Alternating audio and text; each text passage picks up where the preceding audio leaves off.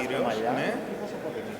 Ωραία, να σου κάνω, άμα είναι να κάνουμε, όταν κουνάω και τα δύο τα χέρια, επειδή το κάνω, δεν το καταλάβω. Αν χρησιμοποιήσεις και το περνάμε στο επόμενο, θα βλέπεις εδώ μπροστά τι συμβαίνει από πίσω. Οκ. Εφόσον χρησιμοποιείς και τα χέρια σου, δεν είναι σκεπτό αν θες ότι θα αλλάξει το εδώ. Να σου κάνω ένα έτσι. Ναι, σε βολεύει. Ναι, εγώ ναι, σε βλέπω από εκεί, δηλαδή έχω και την οθόνη μπροστά που βλέπω. Αν κάνεις αυτό, προχωρώ στο επόμενο. Ωραία. Τα ακούω τι λες βέβαια για να καταλαβαίνω ότι πάμε στο επόμενο. Θα προσπαθήσω να το λέω και κάπως, να τώρα περνάμε στο επόμενο. Ναι, αν κάτι αυτό καταλαβαίνω, θα έχω focus. Ναι, απλά δεν μου το έχεις ξανακάνει ποτέ κανένας. Αυτό Ούτε εγώ το έχω ξανακάνει ποτέ. Μόνο λίγο πολύ, επειδή αυτό πρέπει συνέχεια. Εντάξει, αυτό που να πω είναι το πρώτο στο slide. Έχω το ίδιο μαζί θα περάσουμε το άγχος. Και αν δεις το κάνει και θα περάσει το επόμενο σπίτι. Ναι, ωραία. Τέλεια. Απλά για να μην διακόπτω τη ροή, θα δω πότε ταιριάζει, θα το λέω και άμα γίνει κάτι θα πω ας ξαναγυρίσουμε το προηγούμενο. Αυτό είναι. Ωραία. Δεν θα γίνει τίποτα στην αγώνα, είμαι σίγουρος.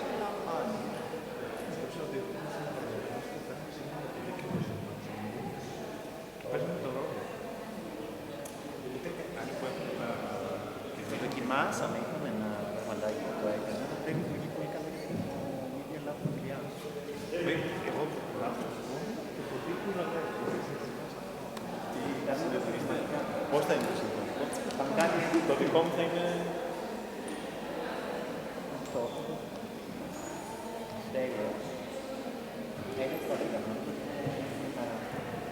Να βάζεις το χρόνο. Κοιτάει να βάζει ο Μάριος δίπλα μου για να μπορώ εγώ να περνάω στην επόμενη. Αχ, μήπως μπορεί να το φέρουμε λίγο πιο μπροστά να βλέπει και αυτό. Κοιτάει.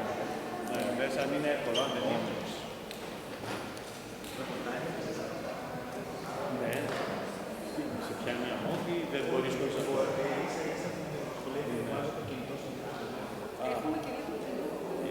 Πάνε από εκεί, ώστε να κάτσει η αλόνια και...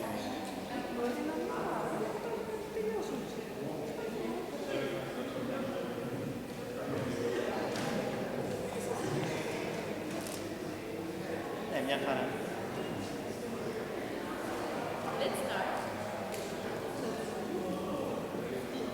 No, this is a car.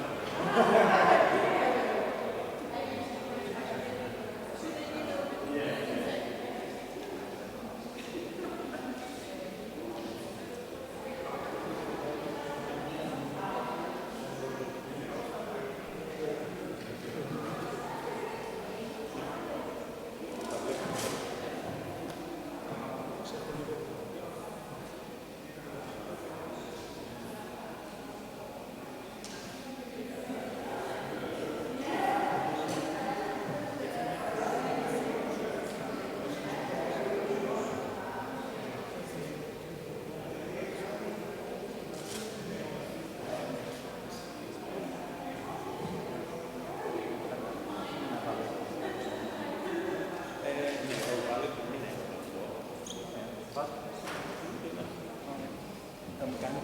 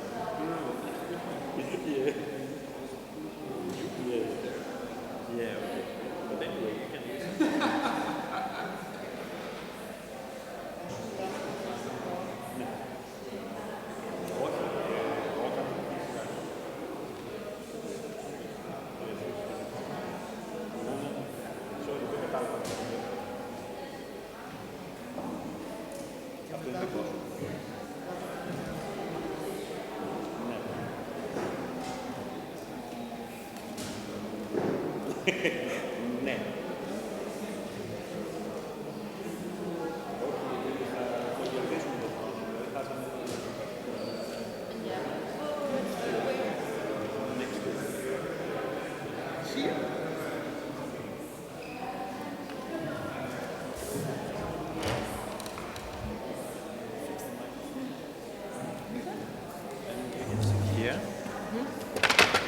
to do.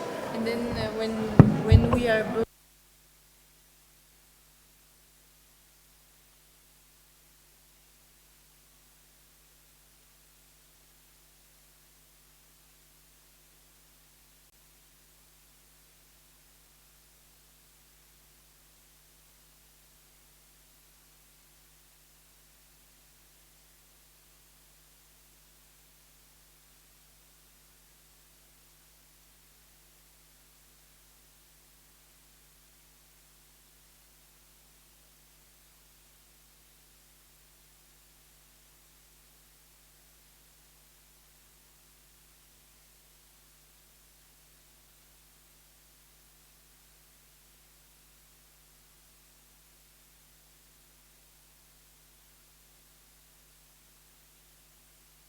Now it's on.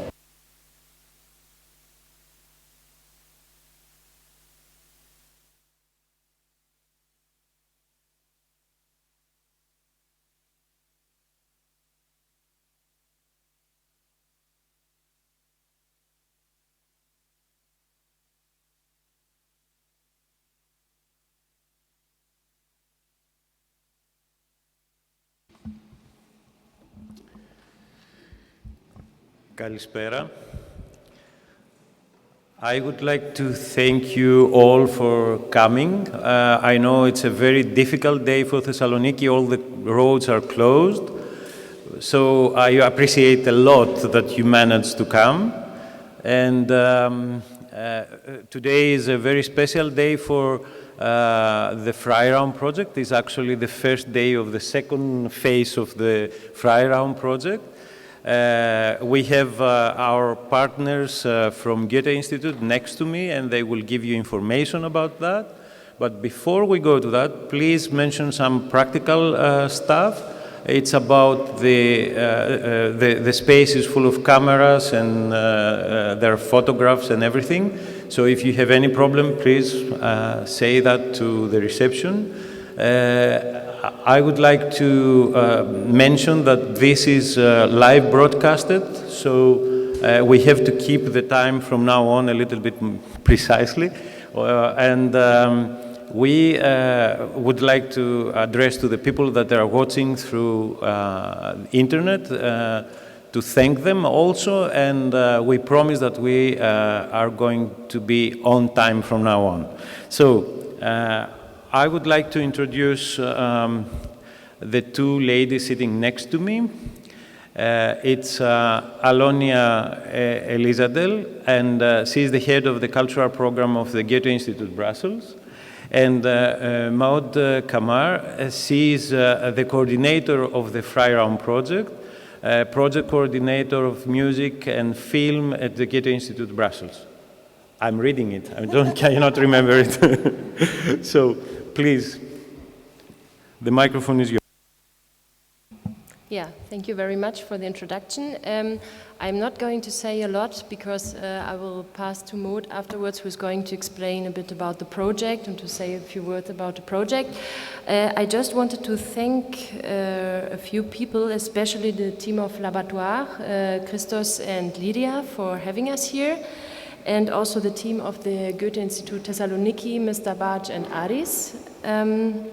I'm very happy that a lot of Freiraum partners are here tonight and to meet you and to talk with you. This is a very, very exciting moment for me. I also want to thank the journalist Vasiliki, who has accompanied the project since the beginning and knows a lot about the project. It's very nice that you are here tonight. I also, the artists who are here tonight, our colleague Simone, who will give us the EU funding training session on Monday, and of course Maud for all the organization. Thank you. Yes, so So now we are starting the second phase of Freiraum. Maybe I tell you in a nutshell what Freiraum is about. It's a pan-European project, and the idea is to facilitate a dialogue between partners from arts and civil society from all over Europe. So we have 42 places in 42 cities taking part. So first we were in tandems of 2 cities, and the idea was for the Goethe Institute locally and the partner to examine the question of the state of freedom in today's Europe, which is a big challenge, of course. We presented the results between early summer 2017 and spring 2019. We gathered in Berlin, in ZKU, Berlin, in March, for a festival where Artbox, together with their counterpart in Carlisle, Awas, presented some of the work which was done there. And now the idea for the second phase is really to promote, to strengthen, and to enlarge the platform, the partner platform. And we would like to confirm this multidisciplinary platform to operate on a transnational basis.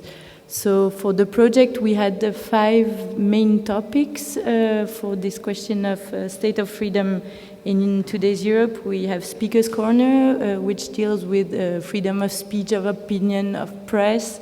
We have in defense of diversity, the question of freedom as a luxury, so the whole economic question behind it, post-Europe, and the livable city and shaping of urban spaces. So here we are focusing on post-Europe, but in fact all the topics are interfering, of course. And so I wish us a very nice evening and 4 days of passionate debates, exchanges of ideas.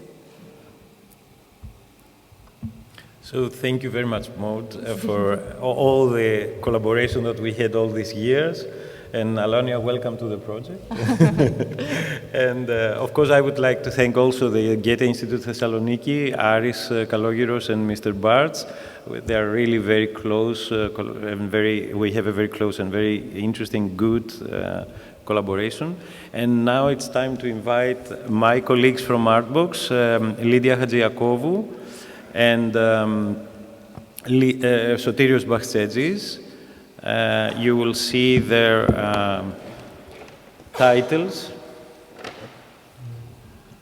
there. We will start with Lydia, who is a curator of the LABattoir project and also member of the Creative Arts Management Artbox. And then I will say a few things about the project and our proposal towards what Thessaloniki and Artbox and the LABattoir project is proposing for the continuation of the Freiraum project. And then Sotirios, who is an art theorist and curator and member of the Artbox team, he is going to continue saying some more things about the theoretical part of the project, and also he will give some information about the post-industrial design, which is one of the philosophical approaches to the whole project. So, Lydia. Okay. Well, in response to our experience, it's on. Our response to the experience that we had from the first phase of Freiraum, we proposed a kind of a continuation, a second phase to the network or platform for the next 1 or 2 years that is going to continue. This proposal is also drawing from our experience through the Project LABattoir and our projects as Artbox in general. The main concept is to bring social innovation through art. That is to create a project and a network that empowers communities, especially communities in crisis, and to suggest best practices for bringing social change through art in the post-industrial environment in Europe within an international context. The practical and theoretical concept that this is based on will be further expanded by Sotiris and the rest of the speakers of the conference. What we would like to mention now is that we proposed also the tools, a set of tools that we have developed in the past couple of years in order to achieve this goal. These tools have been developed through our project Artesitia, which was a project by Goethe Institute with funding from the Creative Europe that took place from 2014 until 2018. And later through the Project LABattoir, which was actually a continuation of Artesitia, and was realized by the municipality of Thessaloniki with a strategic partnership again with Goethe Institute here. Also, the proposed tools were successfully used by us during the first phase of the Freiraum project in the partnership we had with the partner city Carlisle. What has convinced us through about the potential of these tools is the impact research that we have been doing, which is based on the combination of social reporting standards and the theory of change. And we have developed in partnership with the Institute Hyperwerk for Post-Industrial Design and the sociologist Rainer Roseger. This research has shown, could you go to the next slide? Sorry, the previous one.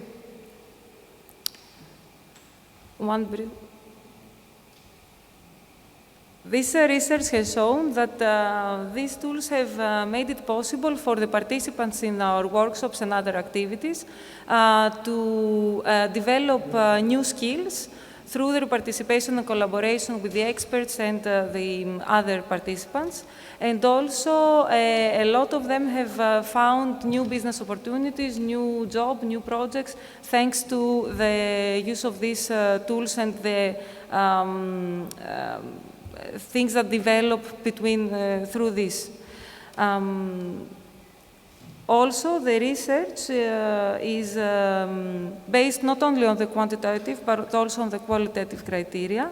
And this way it fits into the programming, allowing us to develop and modify the program according to what we would like to achieve next.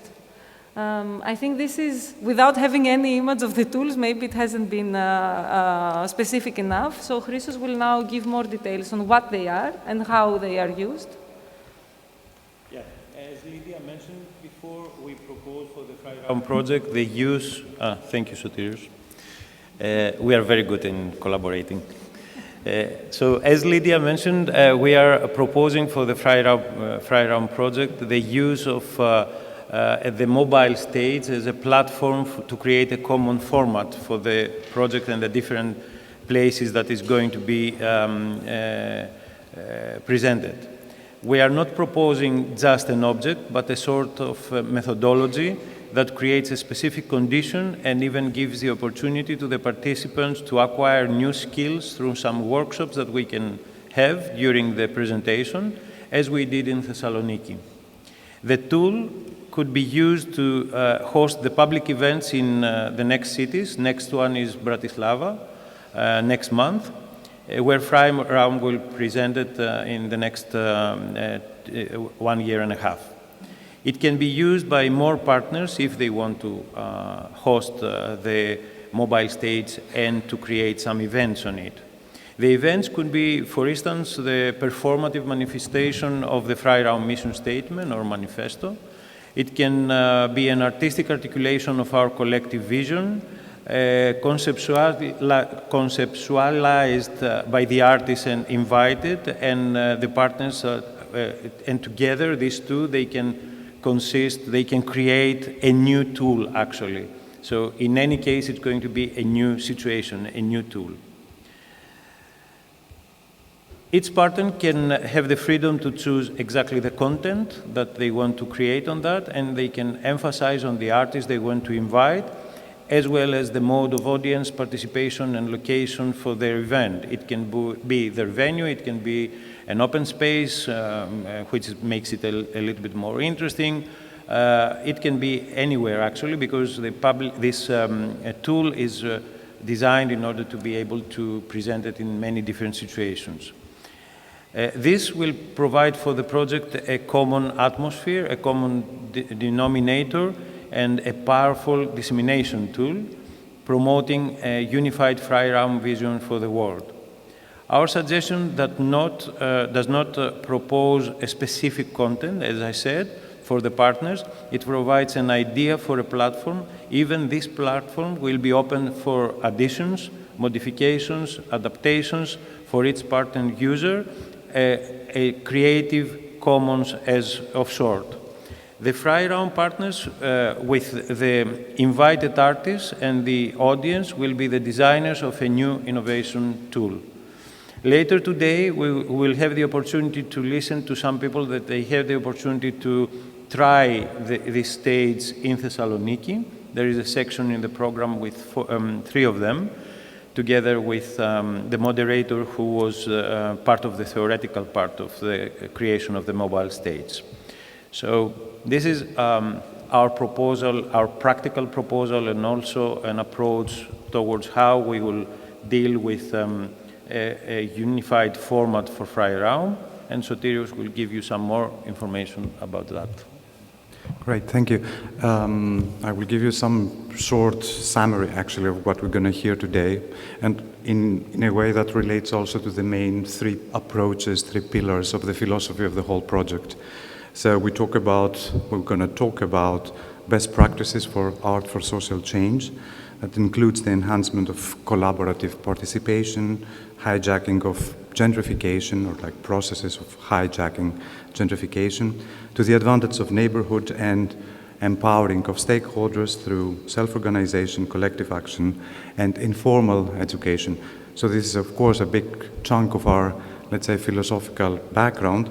We're very happy that on that issue we have with us Stephanie Bertram, who is an independent curator and a writer, and she will elaborate on this, as well as well-known artist Maria Papadimitriou, who will further expand on a very specific case study deriving from her own practice. Now, the second important pillar approach of our philosophy is to discuss best practices of post-industrial design, including prototyping of tools, participatory design, informal learning, and basically also exploring the social impact of immersive technologies. For that, I will change the role and I will speak as a theoretician. I will have a short introduction on that issue and a presentation based on ideas and concepts that we have generated together with my colleague Max Spielmann from the Institute for Post-Industrial Design in Basel. The third equally important part and approach of our philosophy is best practices towards commoning. That includes governing as a social practice, not privately owned resources, the use of collective and private, for the use of the collective and private benefit, as well as discussion about creativity as a resource. For that, we'll have with us acclaimed architect and activist Stavros Stavridis, who will further expand in his discussion. And additionally, we'll have also an input by George Melisourgos, who is a co-founder of the social solidarity concept. I assume that he will present his ideas, which I believe somehow interrelate those 3 approaches. Right, so we have to keep with our time. So I will just start now with my presentation on post-industrial design, which is a pretty much tricky issue because most of the people, when they discuss this idea of post-industrial design, they refer to that, let's say, in a different way. Post-industrial design, first of all, we have to say it's not yet another type of design. It's not like fashion design or like, let's say, graphic design or like, I don't know, process design and so on. It's a very particular understanding of what it means to, put it simply, make things with people in a stage of a transformation of society towards its post-industrialization and towards a new understanding of labor. The slides are in Greek, so as to enable also the public here a better understanding. I will keep on discussing in English. Already in the 1974, actually, Daniel Bell, sociologist, has discussed this idea. This is a very early book. It's actually the first time, maybe the first time, that this idea of the post-industrial is presented. According to Bell, there are the following changes regarding the transformation of labor. Number one, the economy is shifting from producing goods to providing services. Number two, knowledge becomes a valuable form of capital. Number three, the production of ideas is the main way of boosting economy. Number four, through the processes of globalization and automatic production, the value of blue-collar and manual labor declines, and the importance of professionals, being that scientists, creative professionals, IT professionals, increases. And number five, behavioral sciences, like information sciences, and technologies are developing, computing, government, game theory, and so on. Bell was right. Today, actually, creative industries, such as the so-called Big Five, here are three of the Big Five that you all know: Apple, Google, Amazon, are ahead of traditionally strong sectors of the late industrial era. I'm talking about, for example, the automobile industry. According to Richard Florida, Florida's theory holds that in metropolitan areas with high concentration of cultural workers, he calls them the high bohemians, exhibit a higher level of economic growth. Florida collectively refers to these people as the creative class. That makes up approximately 1/3 of the workforce in American and European cities. According to Florida, the new era is therefore characterized by three elements, the three T's: technology, tolerance towards others, and talent. The symbolic, social, and real capital of individuals in the post-industrial era is actually directly linked to the concept of creativity. We also talk about creative industries. In the 60s already, the Hungarian-British journalist and intellectual Arthur Koestler defined the term creativity as the ability to combine existing unrelated structures. The combination leads to something radically new, innovative, and Koestler calls that B-sociation, a term he explicitly relates to the idea of design. The instruction is easy: take all the elements from two different frames and create a third one. In the technologically upgraded dominant production processes, productive work is now considered the work associated with one's creativity, emotion, intelligence, language, and basically communication skills. The expansion of the concept of the work, its upgrading, now encompasses every aspect of human existence. The post-industrial condition is defined by the so-called cognitive and cultural economy, which can be also called a culture of authenticity. Whereas in the old industrial society, formal qualification skills, to put it precisely, were promoted, now the new cognitive and cultural economy requires workers that develop an exceptional and special profile. Only those who promise excellent performance in this regard are now being rewarded, leaving behind, if you want, the average.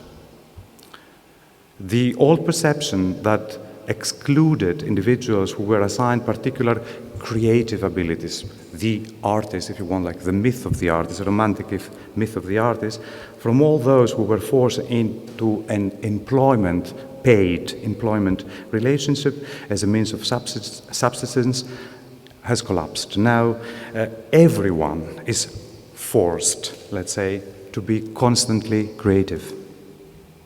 According to Boltanski and Chapelot, the book is well known, the new form of employee is characterized by individuality, diversity, experimentation, innovation, flexibility, non-division between work and leisure, but also a strong sense of self-fulfillment through her work.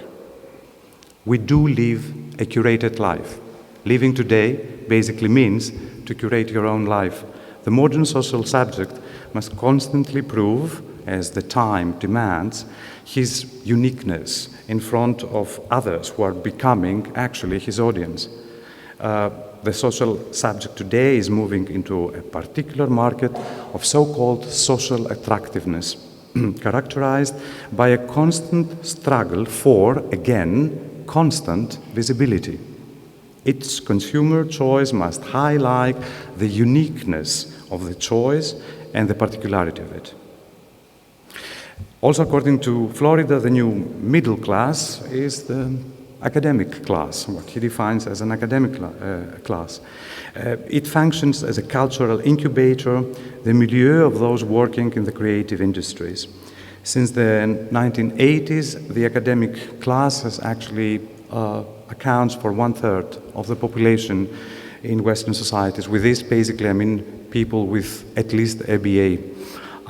The lifestyle of the new middle class is now being rewarded as the to-be-achieved way of life, and the individual is considered valuable if he possesses certain qualities, again, issues of creativity, transparency, personal style, and so on. Even the concept of formal education and vocational training actually has changed accordingly.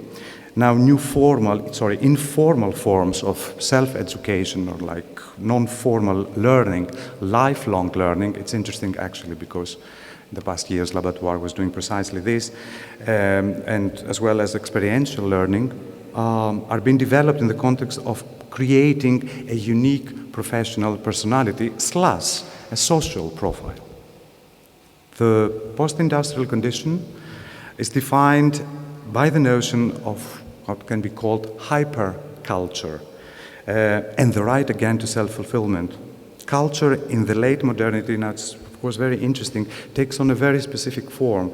What we mean by that, culture is not anymore an isolated domain alongside others, politics or, I don't know, religion and so on, but it becomes a kind of like global hyperculture in which everything can potentially be transformed into cultural products and become exploited, of course within flexible markets. Now, some of the characteristics of this kind of like cultural capitalism of the post-industrial society. Number one, it focuses on goods and raises the claim of authenticity, originality, and attractiveness.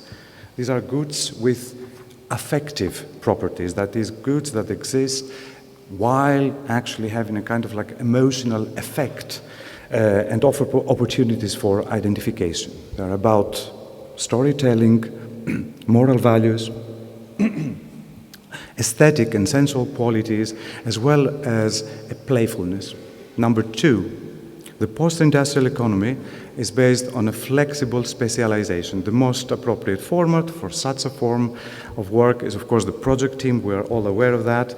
That forms unique structures based on a limited duration, the social composition of the team, as well as an emotional density. We are forming a team here. In addition to the individual performance, that his personality and profile, his participant is required actually to show precisely those qualities in a team.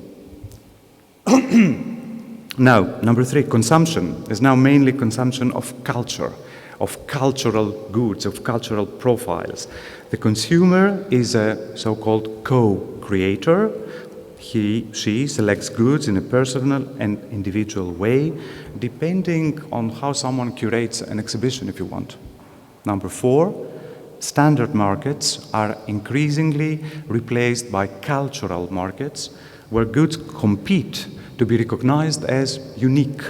These, we can call them markets of uniqueness, are primarily attractive markets that operate on the basis of, again, emotionally charged competition for consumers' attention and recognition. In a way, the economy of uniqueness is an economy of performativity, where the relationship between goods and public is always characterized by an intense mood, joy, anxiety, adventure, pleasure, education, moral satisfaction, security. And the fifth, the offer of new cultural goods, always with the possibility of surprise, actually is characterized by over-competitiveness. Flops, that is, products and services that fail the market, are a fundamental, that's now the point, and essential element for us this kind of competition actually to go on. It's clear that, in a way, in the post-industrial society, design can be understood, should be understood, as a form of knowledge. Now, I'm referring to what British designer Nigel Cross in the 80s has defined, how he has defined design, as a way of basically creating a kind of like third culture. That would be something between the humanities and the sciences, the natural sciences. And Cross relates that to what he calls designerly ways of knowing, which should be seen as an independent field between the two. Design deals, according to Cross, with specific problems that are always approached, basically they have a specific approach, and that will be actually to solve specific problems, specific themes. For that reason, actually, he also says that we have to learn that language. He calls that the object language. He identifies following aspects of design as knowledge.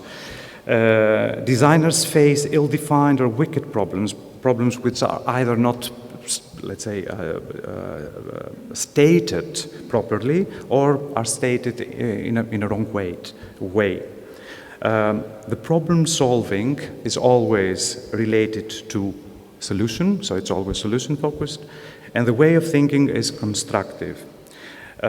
This design uses also codes, actually, that translates, if you want, abstract ideas or abstract requirements into specific objects. I would just want to point out one aspect of that general understanding has to do with the so-called critical design. Critical design is also extremely interesting because it's based basically on theory. It's a kind of design that relates also to a type of speculative thinking. Basically related to the perceptions of objects in everyday life. The critical object, or like the design of the object of the critical design, does not emphasize commercial purpose or the utility. It's primarily a perspective that makes us actually think about what our needs and what objects are today. I would like to move on now, coming to an end, with 3 examples. Actually, from Hyperwerk, and maybe before, please, yeah, Hyperwerk. And I want to do that because basically, as you've seen, the account I've just did, largely also deriving from sociologist Andrea Rekvic's assessment, it was a rather optimistic one, yeah. But globalization and post-industrialization actually has also a downside. And I'm not only referring to the people of the so-called global south, I also refer to people in Europe that they dream of a kind of like past of the late 60s, if you want, a kind of like ordered past of the 60s, you know, with a wife, with a kid, with a dog, with a car and a good job. The past of the industrial labor, if you want, within the boundaries of the economies of the nation state. I believe that some of the voters of Donald Trump actually are dreamers of this kind. So how we tackle this issue, how we can actually think of design also within this kind of like problems. As I said, I didn't refer to those problems. I believe also the coming contributions will expand on that. So let me give you then 3 examples, and these are coming from Hyperwerk. I would just maybe have the slide. Next one, please. Next one. This is like a very interesting example that was done in Basel, in Switzerland. And it's interesting because actually it relates to different places. The one is Iceland. In Iceland, they have these very beautiful hotspots. Actually, they are baths. And you have to think of them, I'm actually all over nature, as spots where people come together. So it's a place actually of discussing political and social issues. So what happened in Basel, they recreated that, maybe you can see the next one, basically using the fountains in the city. In Basel there's a lot of water, so actually they found a technology to heat, let's say, the water and created, we can say, a kind of like tradition where this kind of tradition didn't exist before. So in a way, if you want, we can see that there's a kind of like, let's say like appropriation of already existing cultural techniques now put in a totally different context. You create a tradition out of nothing, to put it this way. The second example, move on. You see, that's actually some of the fountains in Basel. And then the next one, which actually has to do with the cycle of food. Here's also some of the images. Of course, that relates to all these issues of, let's say, urban agriculture, food waste, tackling with food waste, reduced meat consumption, permaculture, and so on. This is actually also a project that was in collaboration here with us in Thessaloniki. It's actually, simply, to put it simply, basically reuse of things that normally will not end up in the market because they're a little bit different. You can still eat them, but they don't have the right shape, put it this way, right? And the third one, maybe, which is, of course, here's another one, and the third one maybe relates to that. If we start thinking actually of design in a totally different manner, instead of thinking of us as engineers, actually think of us as bricoleurs. So that would be, for example, a very interesting, easy way, actually, to rethink, reuse objects. Now, if we summarize those principles together, we can basically, let's say, propose 3 principles. Number 1, as a solution, well, a mix between what can be called pre-industrial and post-industrial. Number 2, support of local communities, local resources and local people. And number 3, maybe to set an example within local communities based on this idea of a storytelling. You have to make it somehow beautiful, make it interesting, and make it viable for the people that you want to enjoy, let's say, invite and enjoy with them your bath, your food, or your playing an instrument. I believe that this has been also the guiding principles for LABattoir. So that was my dense discussion. Thank you very much. We will move on now with George Melisouros, who will actually explain also his ideas. Thank you very much.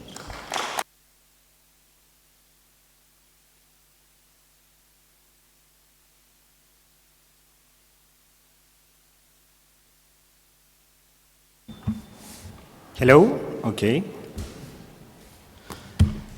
So, my name is Giorgos Melisouros, and I'm co-founder of Concepts, Social Solidarity Concept, social cooperative enterprise located here in Thessaloniki.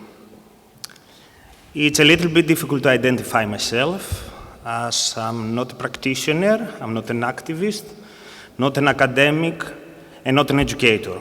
I work in the in-between space. And the topics that we use in our work is social solidarity economy, community economies, and the growth. And this is what I'm going to speak. And the commons that Mr. Stavridis will speak later. So in my limited time, I will only speak about 3. So what is Concept?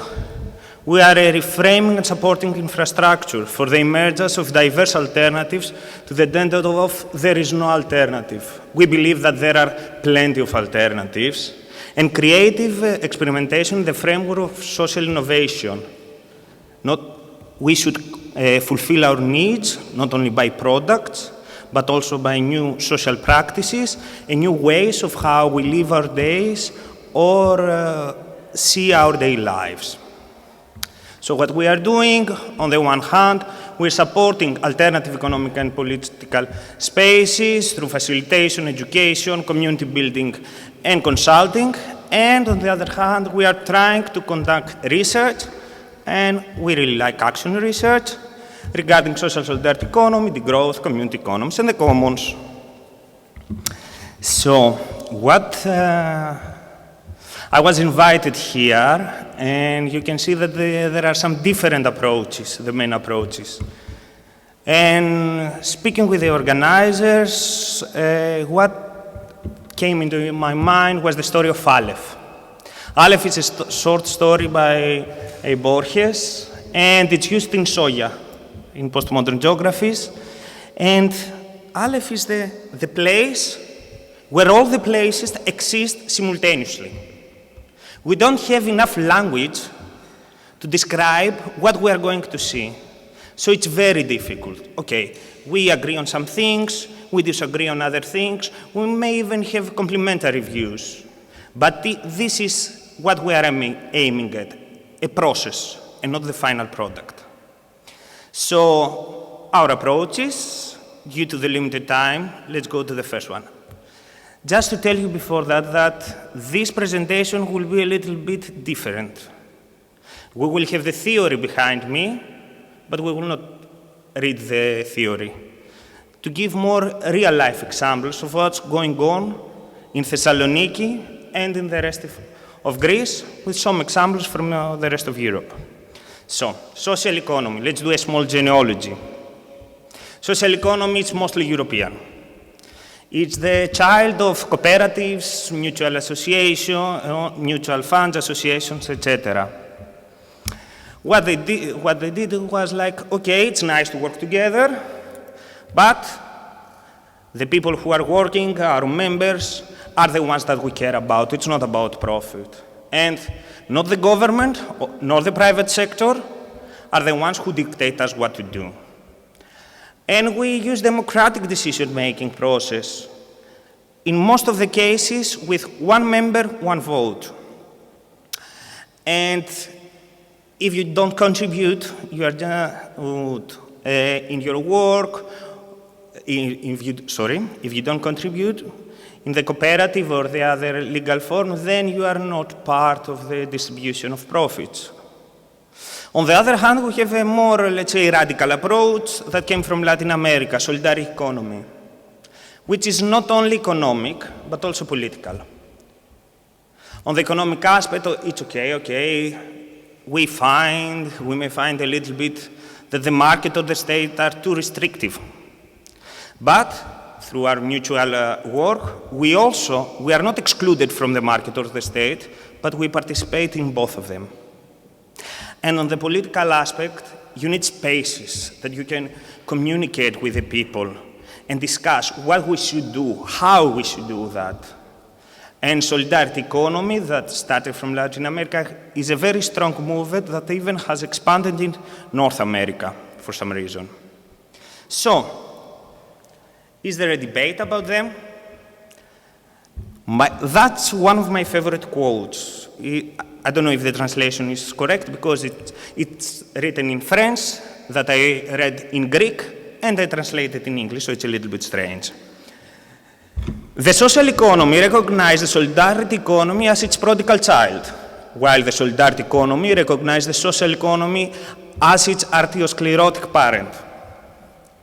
But what they did since the 90s, what they have done since the 90s, is that they started to communicate. So we have RIPES.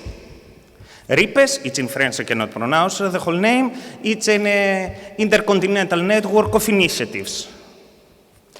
And they say, okay, you are a little bit radical, yes, but you are a little bit co-opted. We can work together. What they did in the little 90s is to invent a new terminology, social solidarity economy that includes both of them. So let's go a little bit out of theory and see part of how they define social solidarity economy and its transformative approach. First of all, it's alternative to capitalism and state-dominated economic activity. So, if you even heard about self-management in the factories of Yugoslavia, which is a very prominent example in the Greek case, well, this is not what we are speaking about. We are independent from the state and the market, autonomous, let's be better. It's not about the specials or an elite. Everybody can or should, I don't know, participate in this. And it's not about only work. It's of all the spectrum of our lives. And it can work in every sector of the economy, but we should follow some principles. A very good friend of mine says, for example, here outside of Thessaloniki, we have a big mining company, and there was a huge social movement, the extraction movement, against this. The question that Sophia is usually asking is, if the mining was done by a cooperative, would we be okay with it? So it's our values and goals and how we benefit the community. And we don't do that only, about the disadvantage, like philanthropy, the rich guy or the rich lady helping the poor and going to Africa, take a photo with a black child. No, it's about everyone. But we recognize that there are inequalities. And we are not the best people. We are full of contradictions.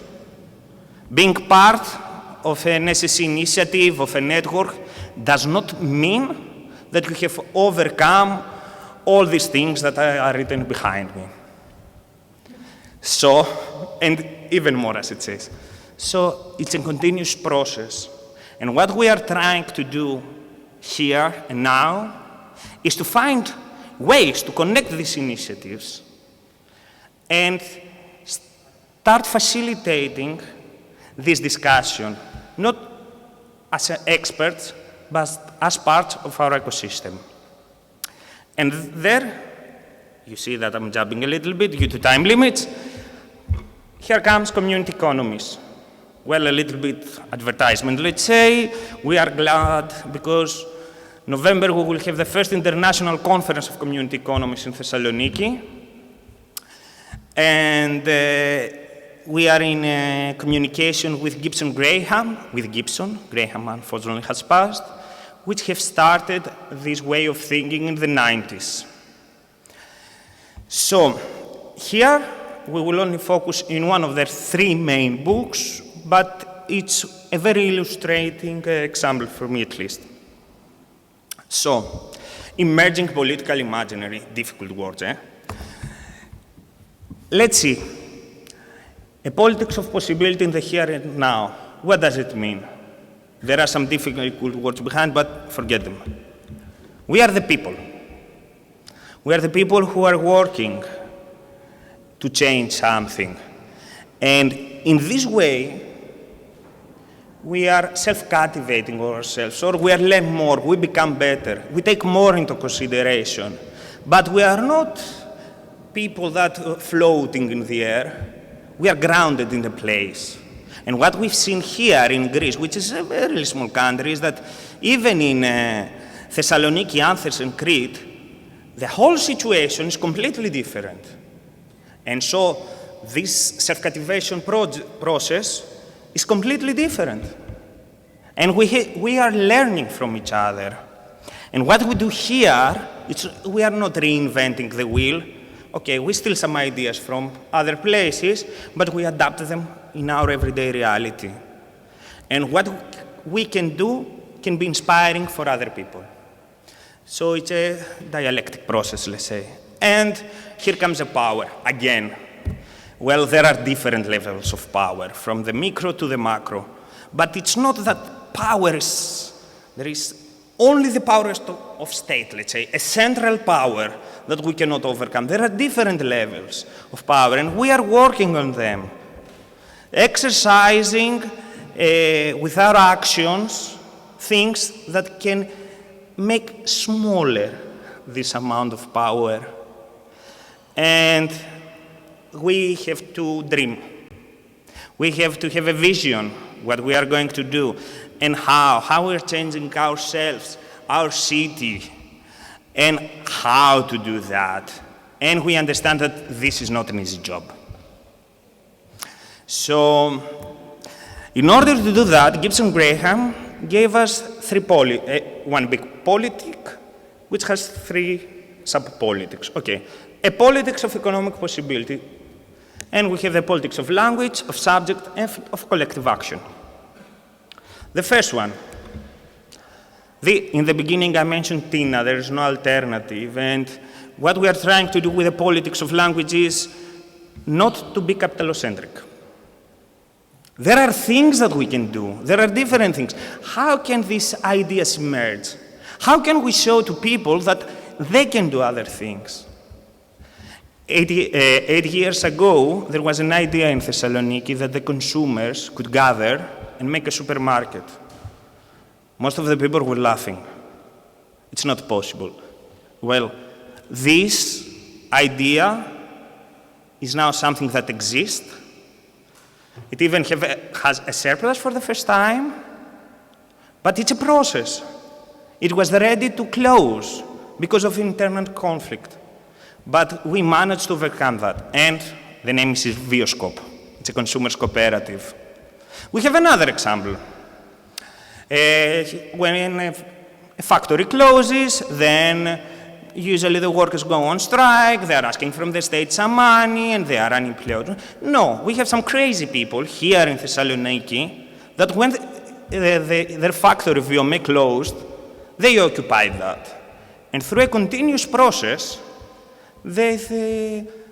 and suggestions from other people, which is important, they were not isolated, they said, okay, we could start producing stuff in the occupied factory. And that's what they are doing still today. They even have chemical engineers there, making better their products, quite interesting. So, a politics of the subject. This is a little bit difficult, because you see subject, there is subjectification, and it's a difficult word, but it's about us. What we are doing, what we are consuming. And everything we do in this process, we are changing our mentality.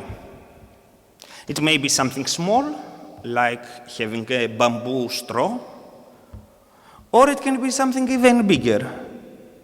But again here, if you think that other things exist, and you can support them, you can see yourself being part of this community economies, let's call it. And in the end, there are the politics of collective action, that they can happen in every place, here and now. We are not waiting for the right conditions to come. We are trying now, and we are working silently. And in this process, we need to have a plan, and we need to understand that we will face obstacles. We need to be creative and a little bit disrespectful. But in this process, new ideas are being born. And they are tried. Some of them will be successful, others don't. But even from the unsuccessful ones, people are gaining something and continue to a new initiative. I just saw my time. So, methodological step for action research project, how to do that. And we are not using exactly the same methodology, but that's what we are based on. First of all, what is the economic knowledge that we have? You know, especially in deprived communities, if you ask someone, Gibson Graham says, what can you do? They will tell you nothing. But there are, for example, unemployed mothers, they say that they know financial management because they are the ones that are organizing the house, they are doing non-economic economic activities, cleaning the house, you know, feminist economies, etc. So you need to see what the knowledge exists. And even between us, okay, I have a friend, he's very good in social media, and he has this knowledge. I have another friend who is a good programmer.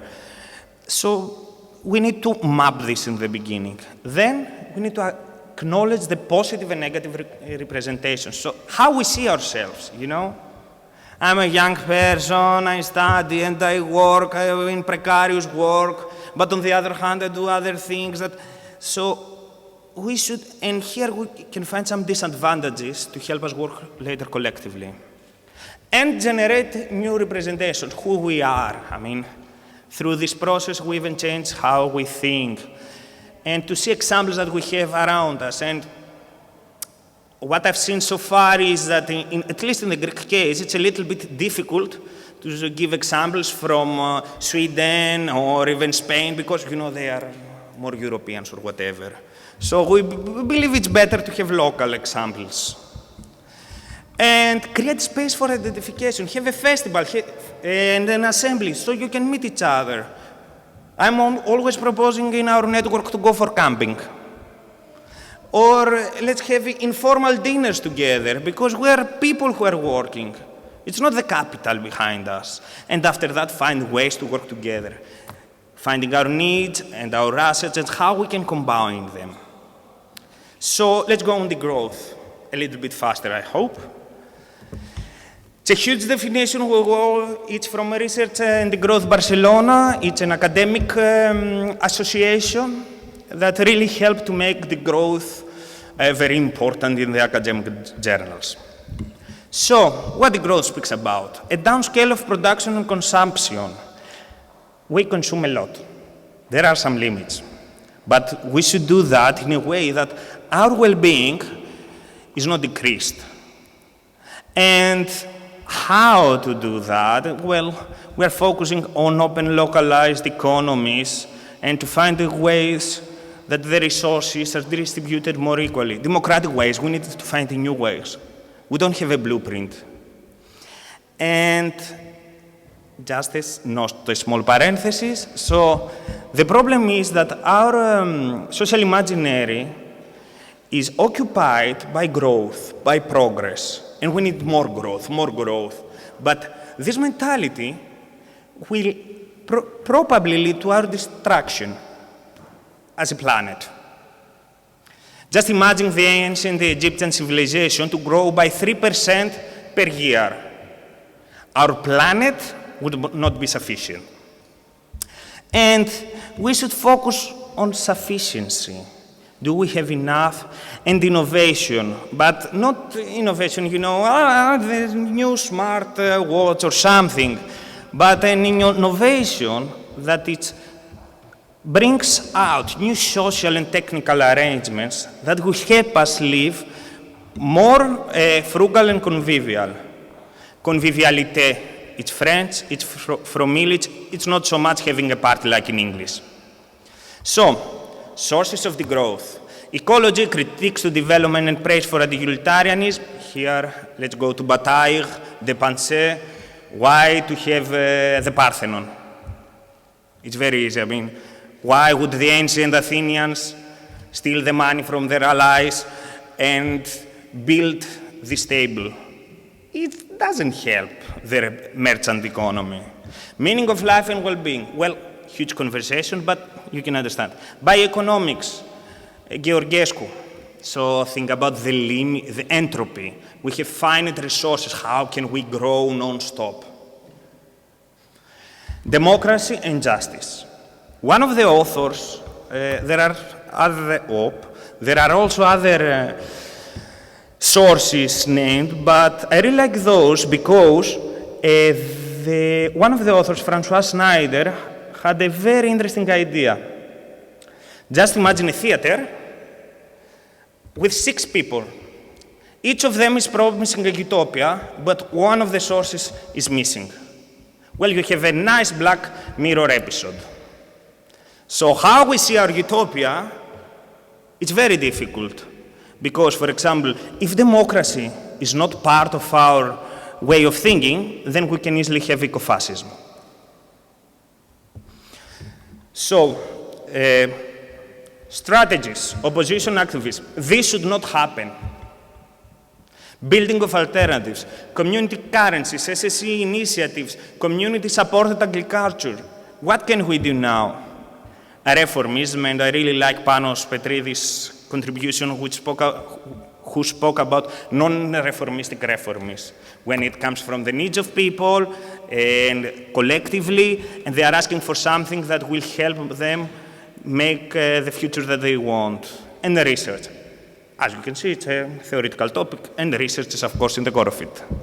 Actors, researchers, practitioners, activists, the basics. But after that, we also have grassroots trade unions in Catalonia and in Italy, political parties, small left parties, and before the election, even the five-star movements were speaking about the growth. NGOs, mostly environmental and in the North countries, but also in the European South, and members of the European Parliament. We even had last year in September a conference in Brussels about the future of Europe without growth, and it was organized in collaboration with the support group of the conferences, international conferences of the growth. And artists, who are not mentioned in the academic papers, but the writers really like to mention that. I don't know why they were excluded. So, how are we trying to do that as concept? It's not an easy job. You need a lot of patience. There is a lot of argumentation, but we can see that something is going on. Ecosystemic perspective, we cannot be closed in our little cell. We need to see what's happening in our city, what's happening in Greece, what's happening abroad, and how we can connect them. How can we find the assets that we have and the needs that we have as a community, as a city, and make a matching? And we cannot do that alone. We need to work with other people. And at least that's something that we are really proud of doing so far. And now we are thinking of making a communal R&D research infrastructure. It's an idea, the research comes from Ivan Illich, and he said that the research should focus on making tools or correction of tools for us infrastructure that are expanding expanding the quality of our lives, and on the other hand, they check where their logic becomes destructive. For example, could a social media company issue their currency? And to do that, we are strategizing to operate as a communal science shop, so to create open knowledge, or what we do, other people can use that. We need innovation and social and responsible research and innovation. I remember that in English. Because we need new ideas that will cover our needs and how to measure an impact. Well, I hope in a year or two I will have more to say that. We are in a designing phase. Thank you very much for your attention. I was almost on time.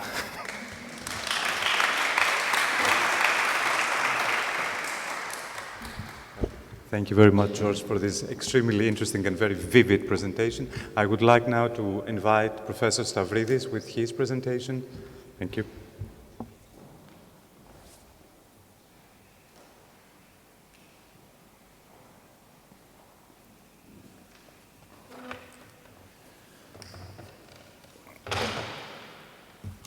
Hello, and thanks a lot for this opportunity to kind of express my ideas and my attempts on research that have to do with a form of criticism of the existing city, and also with the forms of practice that develop alternatives to this kind of collective experience. What I will try to do tonight in a kind of condensed way is to somehow direct the discussion about commoning to a certain scope. As most of you know, of course, commoning is a very trendy word. Commons is spoken everywhere and is used as an alibi or as an alternative idea by many people. So it's important to see that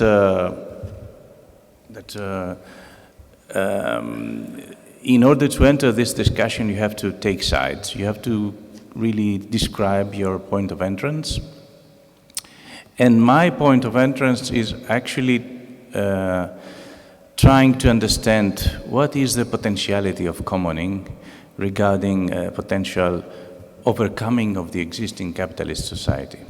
So I try to use the idea of commoning as an idea that can develop forms of thinking, forms of doing, and forms of reflection that have to do with actual experiences of criticizing the existing neoliberal city. First of all, excuse me for the format. This was not the format that I have chosen, but probably it has been converted to a different program, so it's like a bit neoclassical arrangement of languages and words. Anyhow, it was not on purpose, that's what I'm saying.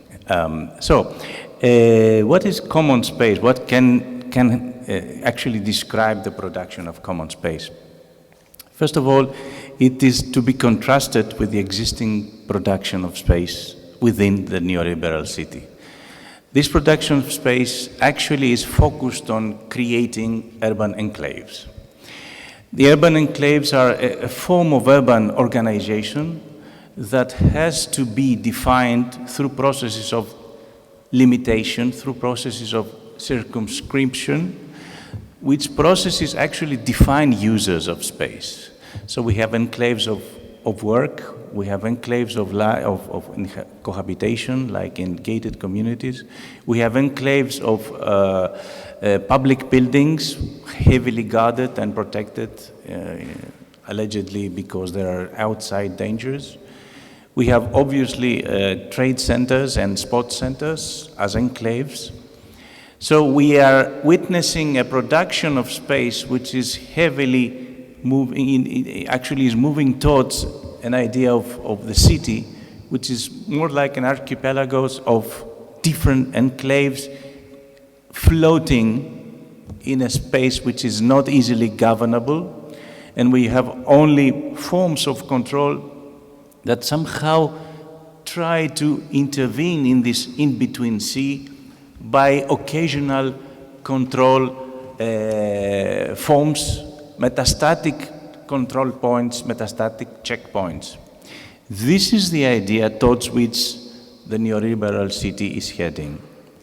And in direct contrast to this process, we have practices that are actually emerging within this urban condition, which are actually moved towards what we could describe as urban commoning, processes in which enclosures of the kind of urban enclaves are continuously challenged.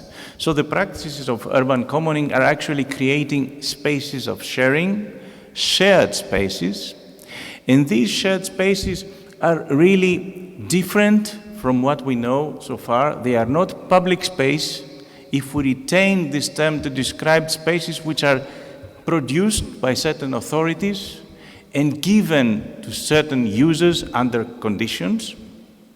And of course, they are not private space because they do not belong to private owners and they are not specifically managed and controlled by specific private owners. So common spaces are exactly those spaces of sharing that are being developed from below by those who need them and by those who develop the rules of use. And thus, they go even against existing public spaces, even though they may begin taking shape as reappropriated already existing public spaces. What is interesting about common space, and I retain this term in distinction both to public and to private, what is interesting about common space is the fact that it is not only a product, something to be shared, something that seems to be out there and we can share, like the air or the production of food or whatever, but it's at the same time, because it is a process, it is a shaping factor of sharing. We do sharing through space. Space makes a difference while we try to develop practices of sharing. Thus, there we go again with the neoclassical format, you have to get used to it. Thus, it is important to see that how space commoning has actually interesting parts in the description and in the production of common space. Because it is not only specifically and explicitly always targeted in this production, but it somehow, if you allow me the metaphor, secretes, produces space while it is in the process of producing relations between people. And I think this is important, this is indeed crucial if we will try to learn from existing practices of urban commoning as a way of understanding the potentialities of urban commoning in relation to the existing urban order.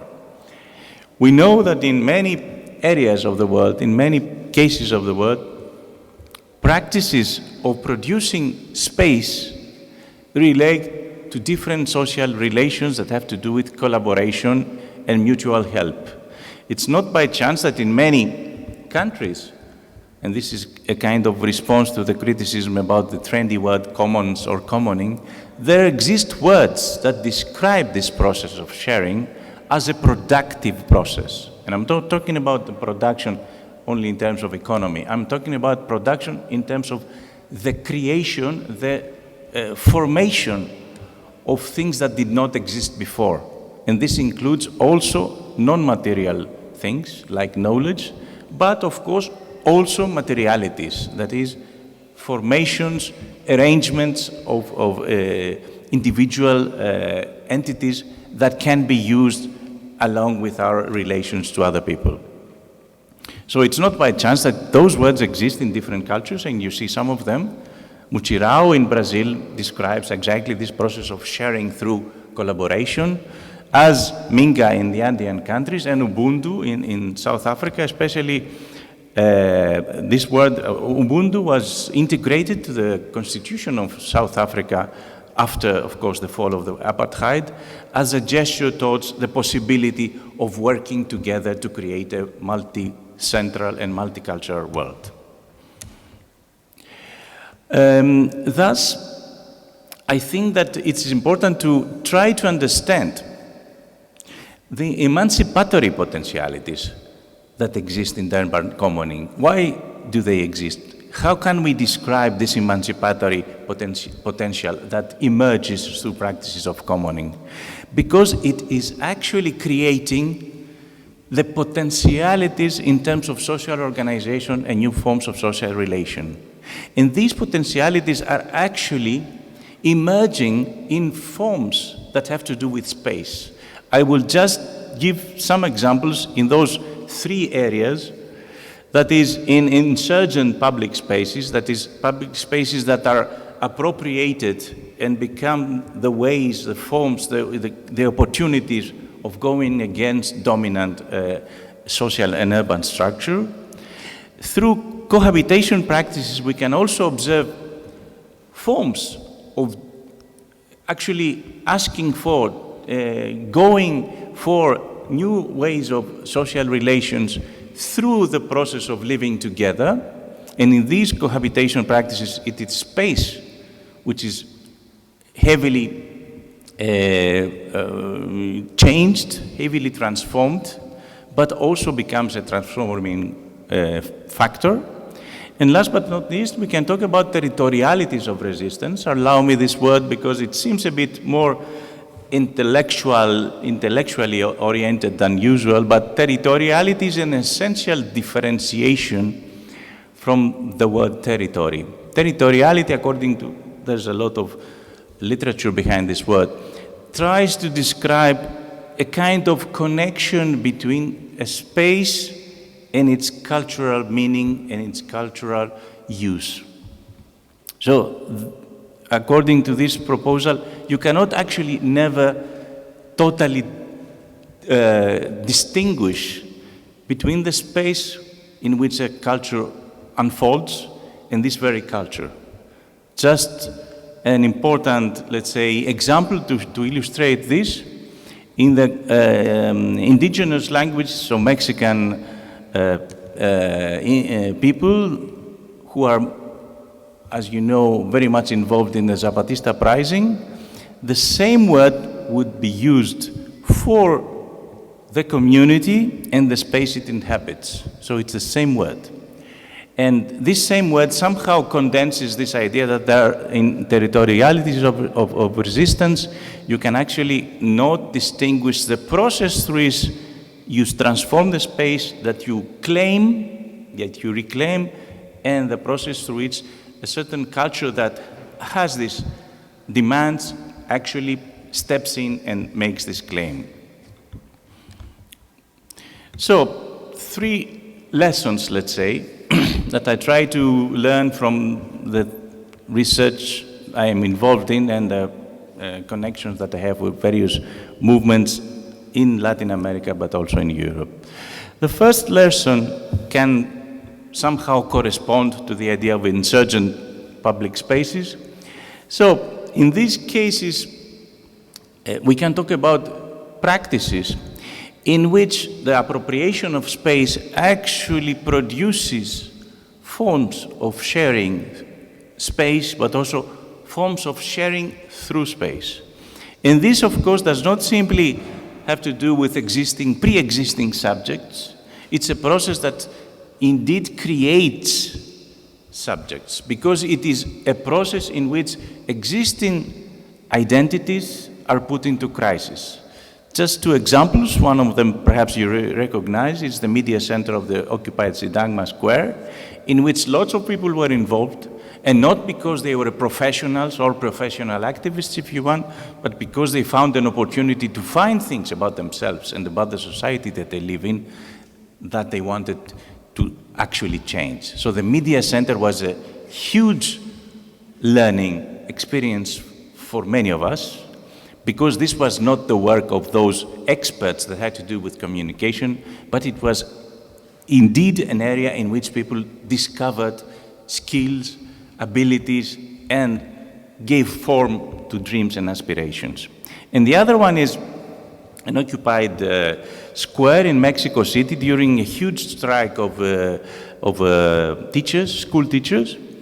The interesting thing is that during this occupation, you did not only have large demonstrations, events that would explain why they were against the reform of education, which is, as you can imagine, which was really a neoliberal reform that would completely destroy the ability of teachers to actually produce inside the school room innovative ideas and so on and so forth. It's not that they didn't have those things, they did. But what was like a punctum, if you want, in the way that Barthes describes the word, kind of something that hits you and makes you understand something which is not obviously there, is the fact that they organized an everydayness that was transcending the limits of the dominant urban order. You could see in this occupied area tango lessons. You could see people dancing tango, old people and young people too, in the middle of the street. The second area of examples has to do with the production of space. And this production is, in this case, more literal, if you want. It has to do with practices that involve different kinds of processes in which not only space is being appropriated, but also in advance described. In advance, like in a projection, made possible. So we have this capacity, and I would not talk more about it because the time is finishing, but we have this capacity not only to inhabit space, but to think of space, to think through space about the possibility of different life. So in these cases, we have processes of participation in which not only discussions about what to do with space unfold, but also discussions on what we need as space, what kind of possibilities of space we need, and thus what kind of possibilities of social relations. The one on your left is the Prinzessinnen Garden in Berlin, a very well-known example, and the other one is El Cabo de Cebada, also in Madrid, an occupied area of cultural potentialities. And the third one, the third lesson, perhaps if you want, is the one that has to do with practices of cohabitation as transformative practices, transformative not only of space, but also of social relations, or if you want, of social relations because of forms through which space is manipulated, or of spaces because social relations are being manipulated and in a way challenged from inside. These are practices that unfold in many cases, and there's a huge and very interesting association movement in Brazil and in Uruguay also. Uruguay has produced this FUCBAN Federation of Associations that seems to be an emblematic case of associations in Latin America, because it did not simply unite forces for demands for housing and then for actions of participatory planning of those areas, but it also played a crucial political role, because it made it possible for people to kind of find out what empowerment can create. So they were directly involved in the resistance during the dictatorship, and then became kind of the molecular structure of a new sociality in Uruguay.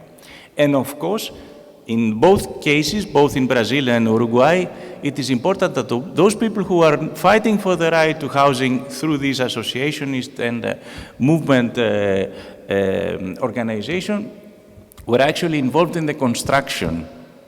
So construction site is a very important pedagogic experience, because it's not that you produce something through a collaborative process, but it's also that you actually learn how to negotiate with others, learn how to treat expert knowledge, but also how to approach knowledge by not being expert.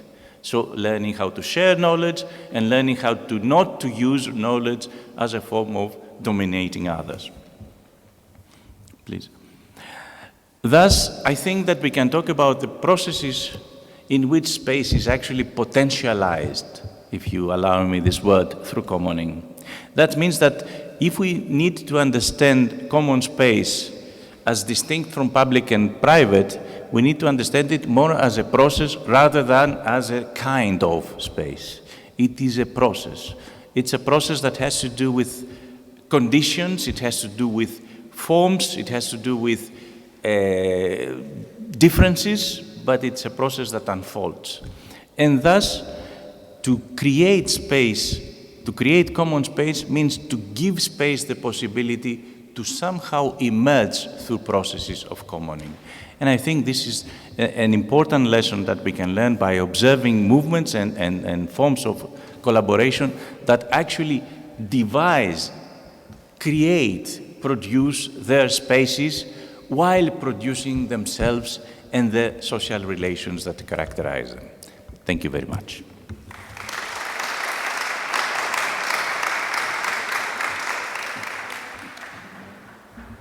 Thank you very much, Professor Stavridis, for the very interesting, let's say, account of how common space actually can develop in our understanding of potential futures. We will move on with my colleague Stéphanie Bertrand, talking about art for social change, and then in relations of how we can imagine then these possible futures through art. Well, thank you for inviting me to speak at this very topical conference. As other speakers have remarked, given the time constraints, I'm going to jump right in, because even though the expression art for social change is a quite straightforward description of practice, there's actually a lot to be said about its distinct mode of functioning and related effects. Art for social change is essentially part of the larger movement of socially engaged art, also known as social practice.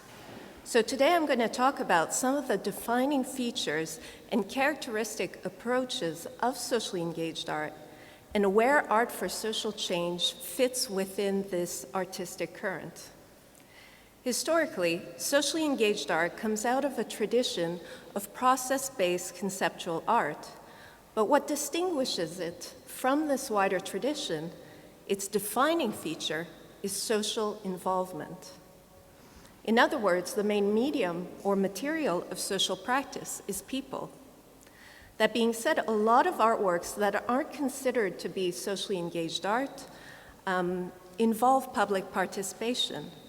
So for instance, socially engaged art should not be confused with relational art and with site-specific installations. Site-specific installations encompass everything within the designated limits of the work, and that includes the viewers who enter that space. Site-specific artworks define public reception as immersion, and therefore as a more engaged form of participation when compared with disinterested contemplation. Meanwhile, relational art sets up the conditions for viewers to interact, to enter into relation with the artist, with one another, and with the materials of the work. When it comes to relational aesthetics, artists are considered to be facilitators that create catalysts for an exchange of information with the audience. Much like these practices, socially engaged art projects are often context-specific. Moreover, they naturally involve a relational exchange. However, the way in which they engage audiences differs significantly from the aforementioned approaches. Now, typically, socially engaged art are differentiated from some of these other practices on the basis of ethics or social agenda, i.e. their goal-oriented approach. Now, I'm going to come back to these aspects a little later on, but for now, in keeping with this idea of public engagement, a functional way to tell whether a project is in fact socially engaged art is to pay close attention to the work's audience. Social practices typically involve a fairly clear divide between two levels of public, a primary audience and a secondary audience. So, the primary audience consists of the participants that are directly involved in the realization of the project. In contrast, the secondary audience consists of the public that will encounter the piece at a certain remove, often in the context of a gallery or a museum, once the project has been completed. It follows that one way of gauging socially engaged art's effects is by examining whether the main address and focus of a project is directed towards a primary audience or a secondary audience. Slide, please. For instance, in terms of a project directly targeted to a primary audience, this is an image of one of Turkish collective Oda Projesi's community-based projects entitled Picnic, realized in collaboration. Oh, that's the wrong image. Nope. Go back, please. Wrong image. Nope. Back. Back. Back. Back. There we go. Okay, perfect. This was realized in collaboration with artist Eric Gongridge. The project invited a local community in Istanbul to a neighborhood potluck in the collective space's courtyard. In contrast, second slide, please. Yeah. This is an image of artist Santiago Sierra's 160 centimeter line tattooed on 4 people, for which the artist paid 4 prostitutes addicted to heroin the price of a shot of heroin to have a line tattooed across their backs, therein clearly targeting a secondary audience as opposed to benefiting its primary participants. As is clear from the contrast between these works, depending on the artist's intent and the work's main address, the nature of the participation involved will change, and so too will the work's impact. A socially engaged art project's primary audience might be forcefully recruited or hired by the artist to highlight an injustice vis-à-vis an art world public.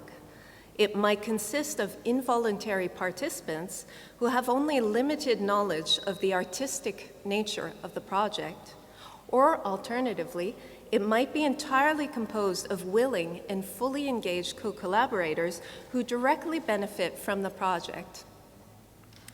Now, when it comes to the mission of socially engaged art and art for social change, the designating terms engaged and social change naturally indicate a social or political motivation. However, as is well known, the vast majority of contemporary art today is politically minded. The difference is that socially engaged art operates on a one-to-one scale. Now, in order to grasp this idea, all you have to do is to imagine a one-to-one scale map. Given its proportions, this map will exactly replicate and perfectly cover the area that it is designed to represent. And therefore, such a map is completely useless. Following this logic, socially engaged art operates on a one-to-one scale in the sense that it is considered to be an actual practice as opposed to a symbolic practice. Simply put, it doesn't represent social or political ideas and/or issues through metaphorical or allegorical means. It may contain a symbolic dimension, but in effect, it directly engages a political, social, or environmental issue in a pragmatic way. For instance, next slide, thank you. This is an image of the ongoing project Women on Waves, first initiated in 1999 by artist Dr. Rebecca Gompertz. The project provides safe, legal abortions along with access to contraception, sexual health services, and training on board a Dutch ship moored in international waters off the coast of countries where abortions are illegal. Another example, slide please, is the project Palas por Pistolas, Shovels for Guns, initiated in 2008 by artist Pedro Reyes, for which the artist invited local citizens in Mexico to bring in their guns in exchange for a coupon at a local chain store.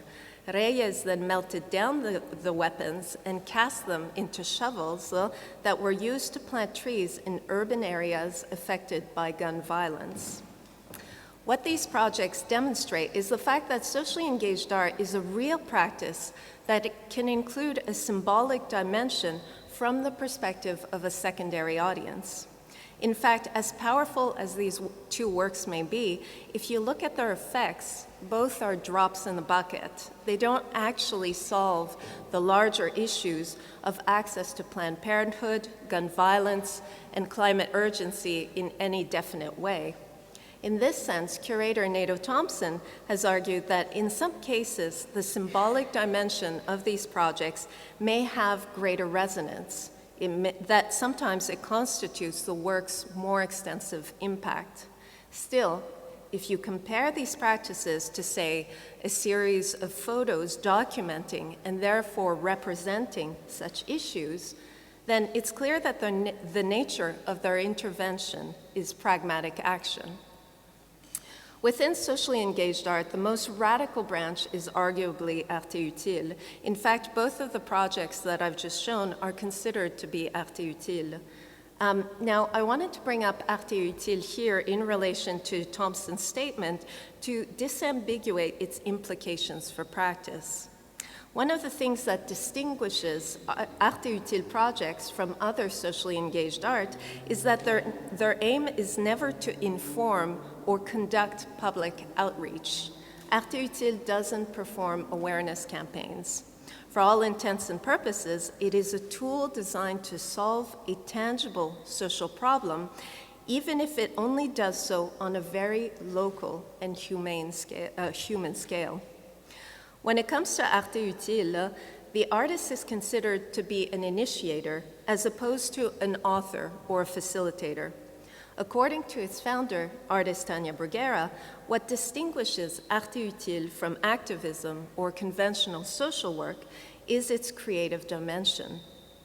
Whereas activism relies on tried and true tactics, protests, petitions, acts of civil disobedience, arte utile invents new tactics adapted to specific problems that cannot be solved using conventional means. Oftentimes, this will involve exploiting a legal loophole or an unregulated gray area of the law. For example, slide please.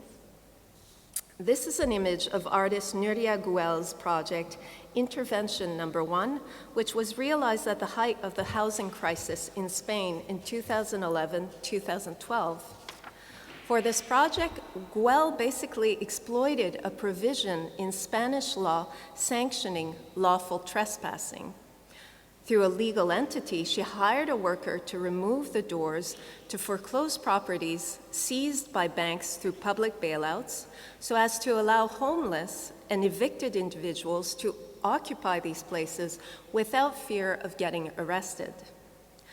Now, the fact that Arte Utile projects set out to directly achieve a specific goal means that the value of the works doesn't come down to individual taste.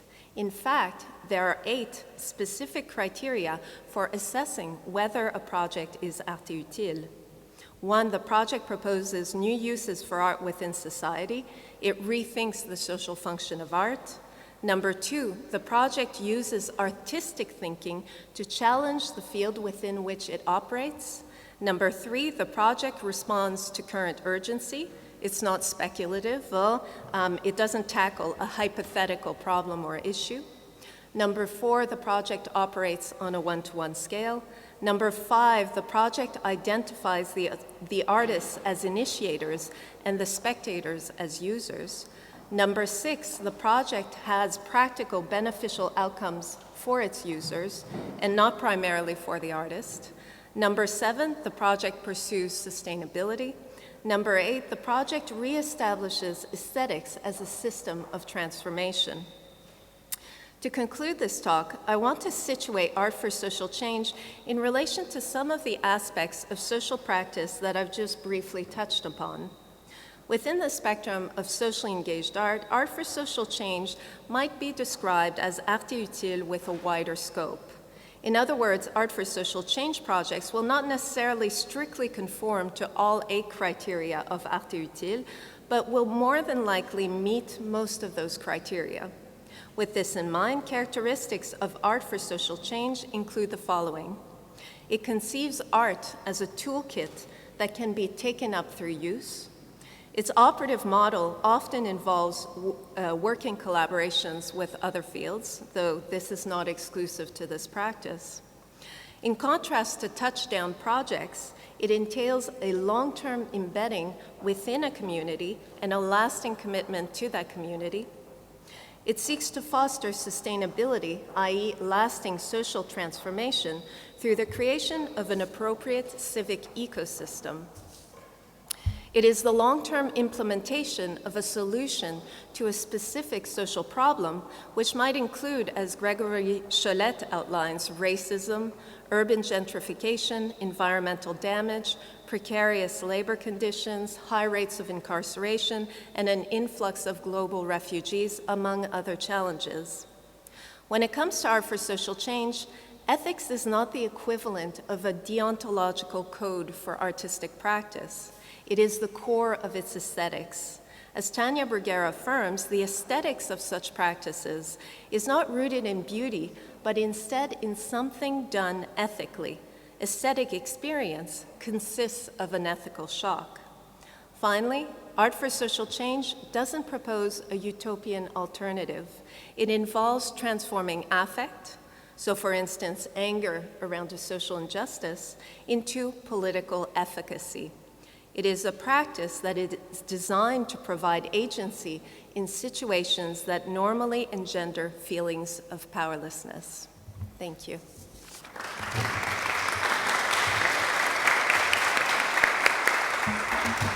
Thank you very much, Stéphanie Bertrand, also for this account regarding differences between art for social change, relational aesthetics, and Arte Utile. We will move on with visual artist, Professor Maria Papadimitriou, who will actually present us with a hands-on experience on how artists can imagine the future in the here and now.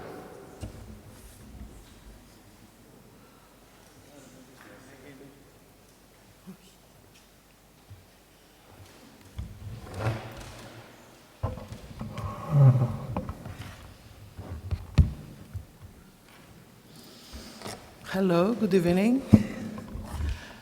Rick Lowe, myself, and Nyovi Zarabuka Hadzimanu, the director of Victoria Square Project, would like to thank you very much for the invite. For this presentation, I will take care of the photos because you should know what is going on in this project, indoors and outdoors.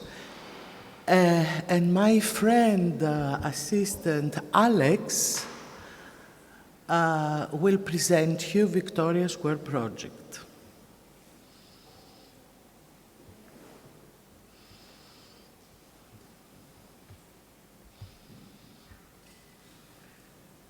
So, Alex, take the floor.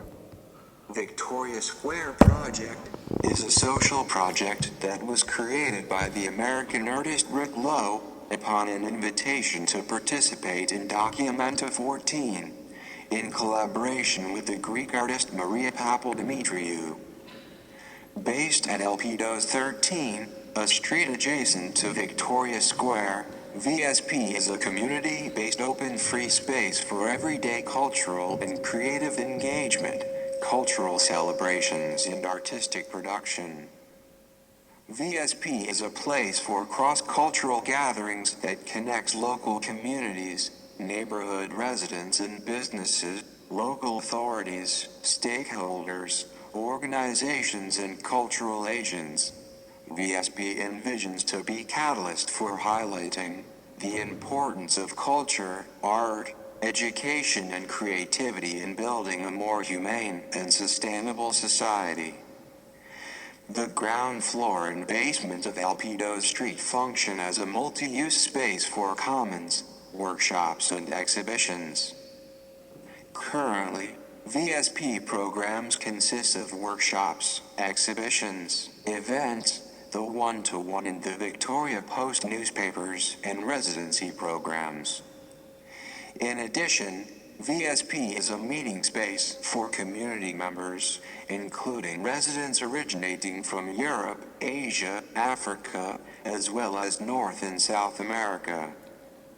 VSP collaborates with local authorities, institutions, organizations, networks and other non-profits, such as the Athens Culture Net, World Human Forum, the Munich School of Architecture, National Technical University of Athens School of Architecture, University of Thessaly, National and Kapodistrian University of Athens, Melissa Network, Greek Forum of Immigrants, ARSIS, Network for Children's Rights among many others. Programs have generated cross-cultural dialogue and sparked a sense of community where people expect to see different manifestations of culture. More specifically, VSP programs include one-to-one newspaper. The press publication One-to-One is an attempt to map the local businesses in the area around the Victoria Square into a meeting point for the people of the neighborhood where they can narrate their stories. Victoria Post newspaper. The seasonal school newspaper is a product of ideas and thoughts of a group of students of the Second General High School of Athens Theodoros Angelopoulos, who are interested in dealing with journalism and the arts on topics related to their daily routine and neighborhood.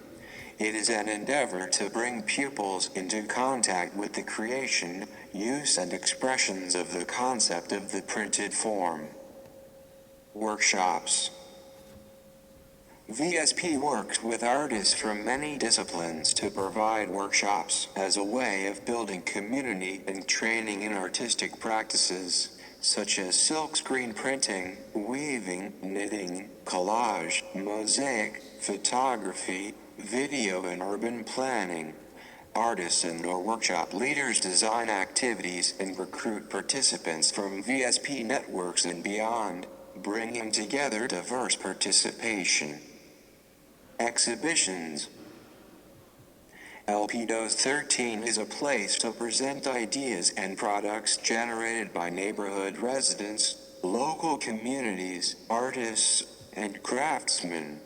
To date, exhibitions include shows such as multimedia neighbors installations, multicultural traditional fashion, community handicrafts, as well as presentations by architecture schools.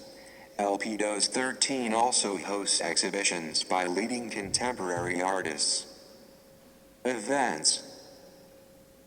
Most events at VSP are the outgrowth of workshops and expansive networking within and outside the Victoria Square area.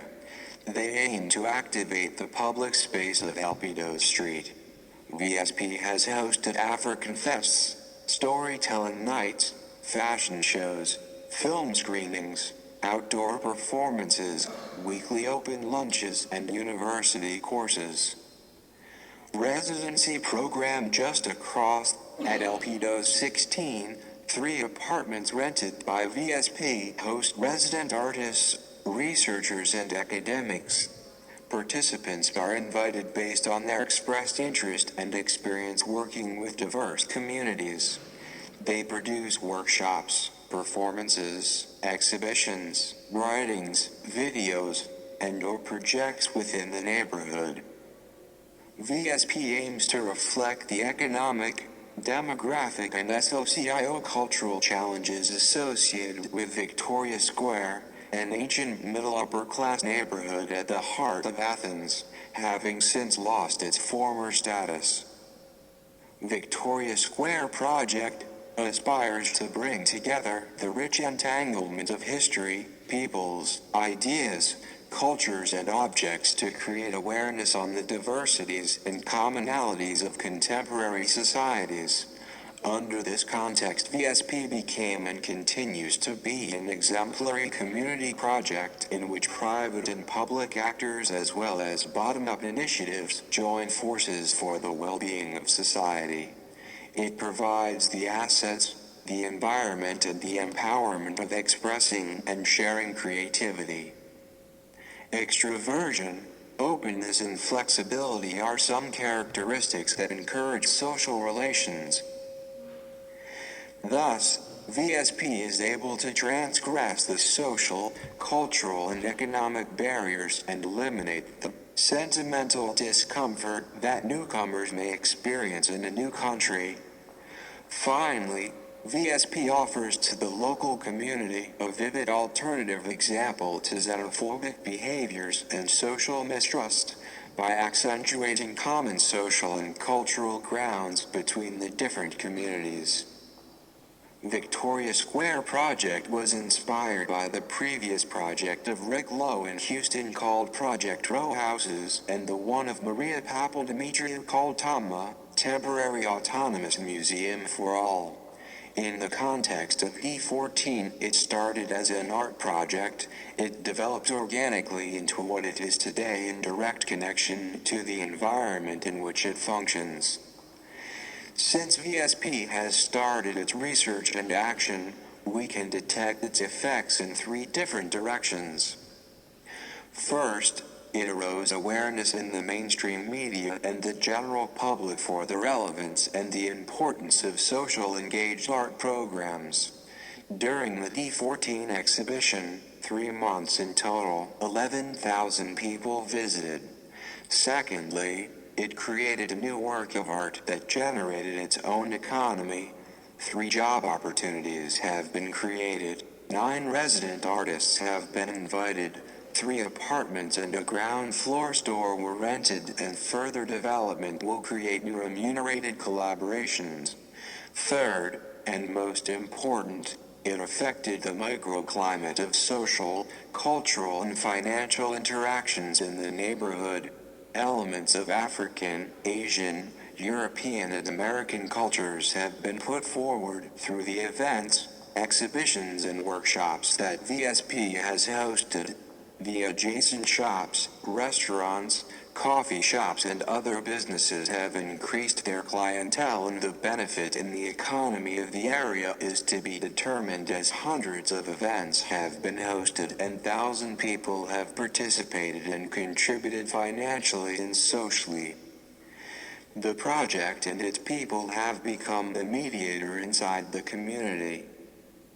VSP results are disseminated through social media channels, conferences, talks, municipal meetings, and international policy ones. The project, will continue to the lead of its founding collaborators, Rick Lowe and Maria Papadimitriou, under the guidance of a formalized advisory group made of residents, business owners, organizations, and artists. Thank you, Alex. Can we have the video, please?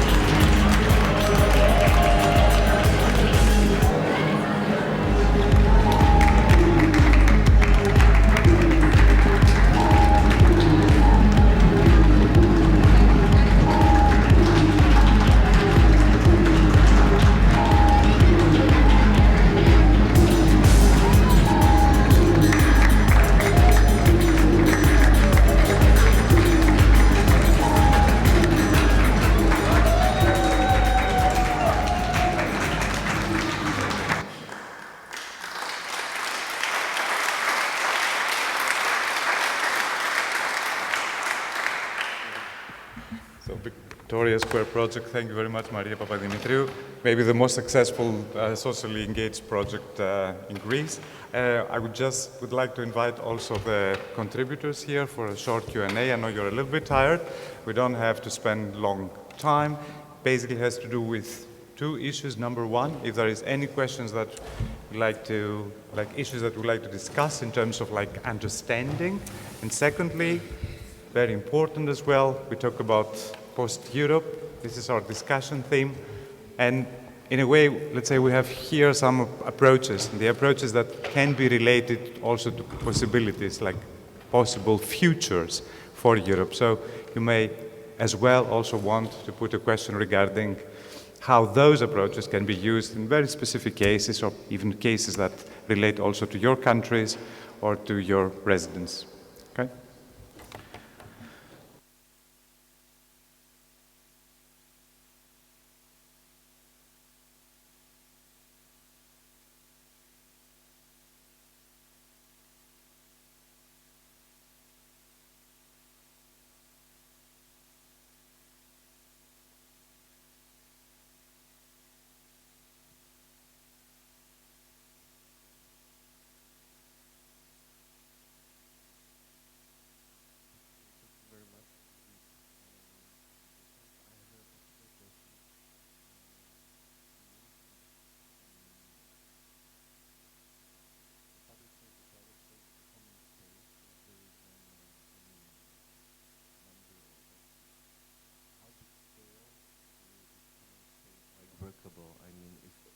let's imagine we turn all the public spaces into common spaces. So how many people can be participating in creating common space, which is of course reinventing itself and organizing itself. But I don't know if I get it right, but if you understand my question, if you can reflect on that.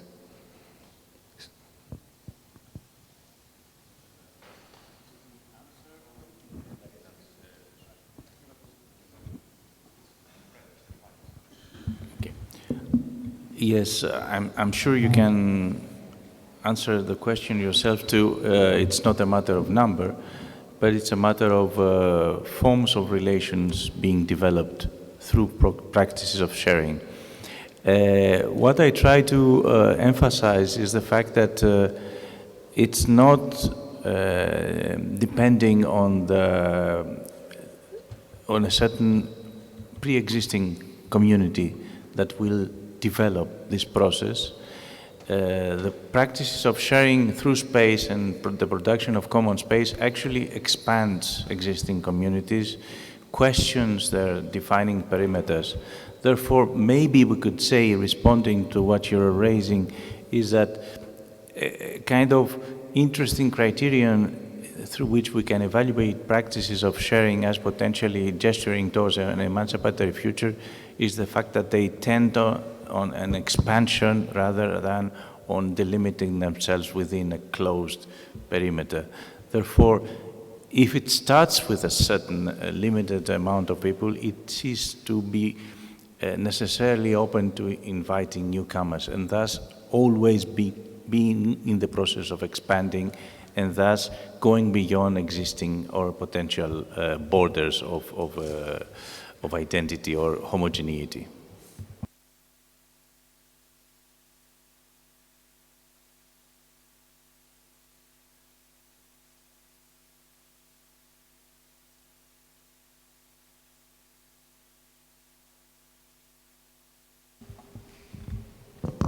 Yeah, we'll take one more. Yeah. Hi. Thank you for they are fantastic presentations and really, really interesting and thought-provoking and informative. And I particularly wanted to ask a question about your about the project that was about activating. Gosh, I can't put it very well, but the project that was really about looking at forms of work. That was, and I wondered if you could give me some examples, some concrete examples of what you were talking about in terms of your methodology. The question is for George. Yeah, sorry, Yes. sorry, Yeah. George. Yeah. Yeah. Yes. Yeah. So it was just a question to you about the methodology of your work and how you actually propose to go about doing, as you say, an extremely difficult proposition.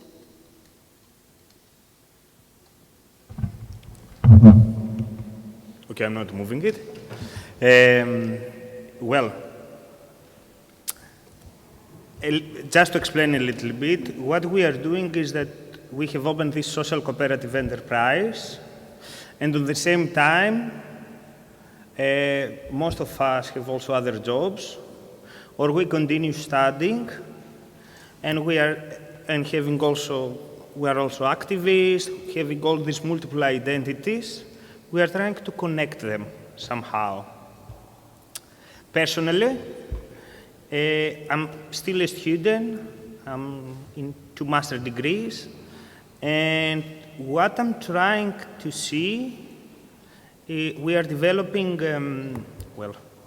so methodologically, we are trying to use prefigurative action research and community action research.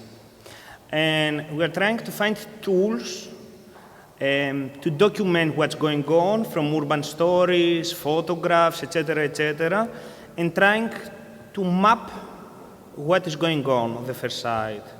We are starting for us as a center, because it's easier, and see the connections that we have with the others.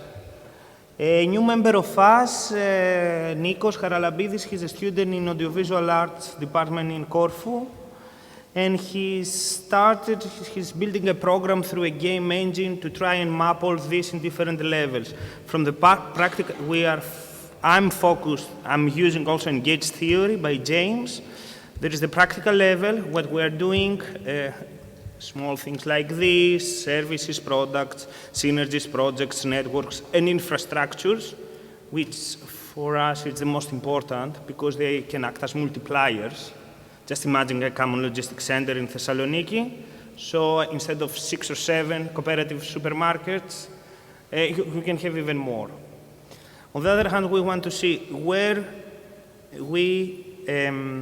our work and the work of our friends, our ecosystem, is working reparative or autonomous.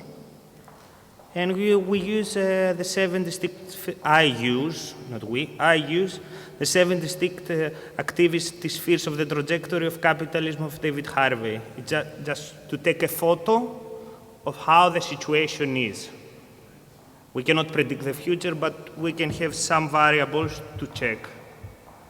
And on the other hand, the next level is the social imaginary, or we tend to use imaginary communities. We say, for example, social solidarity economy, the most radical and, for me, transparent initiatives in Greece, are not connected in this theory because of a state law on social solidarity economy. And they speak about synergatismos, co-workerism. And so we are making a festival here in Thessaloniki. It was 1 week ago. It was the second time. And we are trying to make a network out of the festival. And we're trying to see what this imagined community is saying in the previous fields and how they are connected. And also what in the end, which is very difficult for me, at least now I studied finance, to see what kind of new subjects we are cultivating through this process, because it's a process that through our participation, we change ourselves. We are building this methodology right now, so it's like my proposal for a thesis, what I described you very short. But we are trying to find, and I'm finishing, and I don't remember the word in English. We want to overcome the distinction between, let's say, mind and hands. So work parallelly and acknowledge that there are other forms of knowledge that we should take into consideration. For example, making a big festival in Thessaloniki, there are knowledge that the people of the squatted factory have that no expert could have. Or there are some simple tricks when you get sick that can make you better. How can you see all these different knowledges that are not so scientific, let's say, and see how they can be part on a collaborative process of building something? Is it? Wonderful. Okay. Great. Thank you very much. I'm sure there are more questions, but I would propose to have a short break now for a coffee, and we can discuss that also like in... Sorry? Not only coffee. All right, so please, we'll meet then back here in 15 minutes. Thank you very much.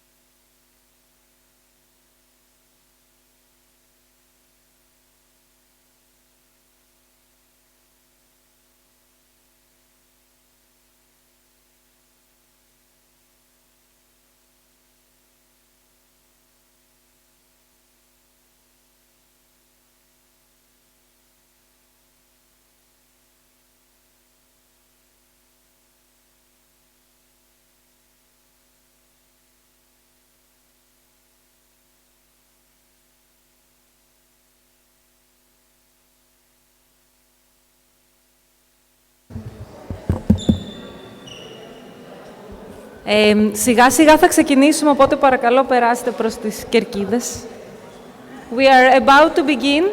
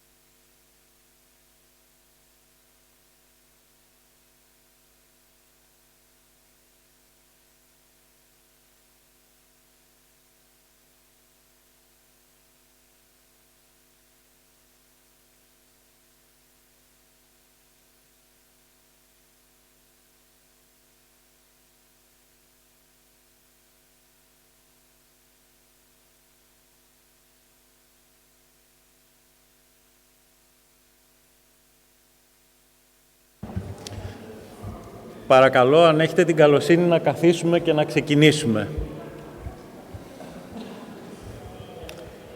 Εσείς ποιος είστε? Είστε ο Μπόρις. Hello. I would like to invite them to be here. I would like to invite Bilal Yilmaz, who is an artist, designer, and maker. He will be here. He is the designer and constructor of this mobile scene. Bilal, would you please come to us? The mobile scene that we will talk. Thanasis Kritsakis, who is a director, and Thomas Velisaris, who is a director, an actor, a writer, and a lot of other things, 4 years in Thessaloniki. I think we can start. Is it okay? We're going to talk about this mobile stage. Part of it you can see there, which was an idea of the theatre committee of the municipality of Thessaloniki. This theatre committee ended at August. We had an idea of finding a tool where we could use it in the city as an urban space, and a tool that we could use, a contact between contemporary art and urban space, a tool, a scene that could be a meeting point for artists, citizens, neighborhoods, other cities, other countries. It's an experiment, and it's an experiment that when we had this idea with the theatre committee, we came to LABattoir and we asked to work together, and we started from point zero through 3 workshops. The first one was more theoretical, to speak about what is theatre, what is a scene, how was it used, to speak about art for social change. And then at the third one, we had the architect Christoph Meyer from Freiraum II, Berlin, who were trying to define more the concept of this mobile scene. Here you see a lot of the ideas that came for this mobile scene. The third part was with Bilal Yilmaz. The third part was when we had the concept was, in a way, seeing the scene, although we have a very archetypical form, theater, commonplace, from ancient Greece. Here, we went to something different. We thought as the scene as a void, as a free space. So the problem was how to create boundaries. How can you create this free space in an urban landscape? So I would like Bilal Yilmaz to tell us what was your concept when you had this idea, the scene as a void, the city as a stage. What was your concept? How did you work? What were the elements? And how could you solve one of the biggest problems, which was the light? Because we have two big problems: the voice, the sound. So we had Media Lab from LABattoir. The other one was the light. So can you tell us something about the way you worked, please? Thank you, Yana. And the main idea behind of the concept is the transforming any public space to a stage and creating a tool for that. And while making that, we have to consider the needs of a stage and also consider the different approaches of the participants at the workshops. And light was the main tool of this stage idea to create the transparent borders in the void. And while approaching to the light, we didn't approach the light as a problem. We approached the light to use it as a tool to create these walls, but invisible walls, actually. Visible in one hand, but invisible on the other hand. And yeah. And what was okay, and the other thing is what to do with the audiences? Where are because you have to have a solution, and you have to have a solution that if you have a mobile stage, you have to have a lot of solutions because you play in different places. So what about them? While creating the concept, we prepared some creative questions to reach the creative approach of the participants. And one of them was that what makes us to perceive a space as a stage? And the other question was, instead of designing the stage, how could we design the audience? And these kind of questions enable us to come out or approach the stage in a different perspective, in an unusual way, and then try to define or reach in a product scale solution from all? Okay, I will go further to Thanasis, because Thanasis, you were one of the first directors, people who work in theater. You work a lot with documentary theater, to use the mobile stage. And you had a project called Symposium, which was combining the neighborhood. It was more as a conversation, I don't know, exactly, we see. This one was here, staged in LABattoir. The other one was outside of a mall, by a street, and the third one was in a Roman theater, in a Roman forum. In all of these performances, let's say performances, there were people invited who were very different interests, but they were from the same neighborhood. So they're discussing about the neighborhoods. Can you tell us how you conceived this idea, how it worked for you, and how it worked in different places, inside, outside, in a secure place, in a... Okay.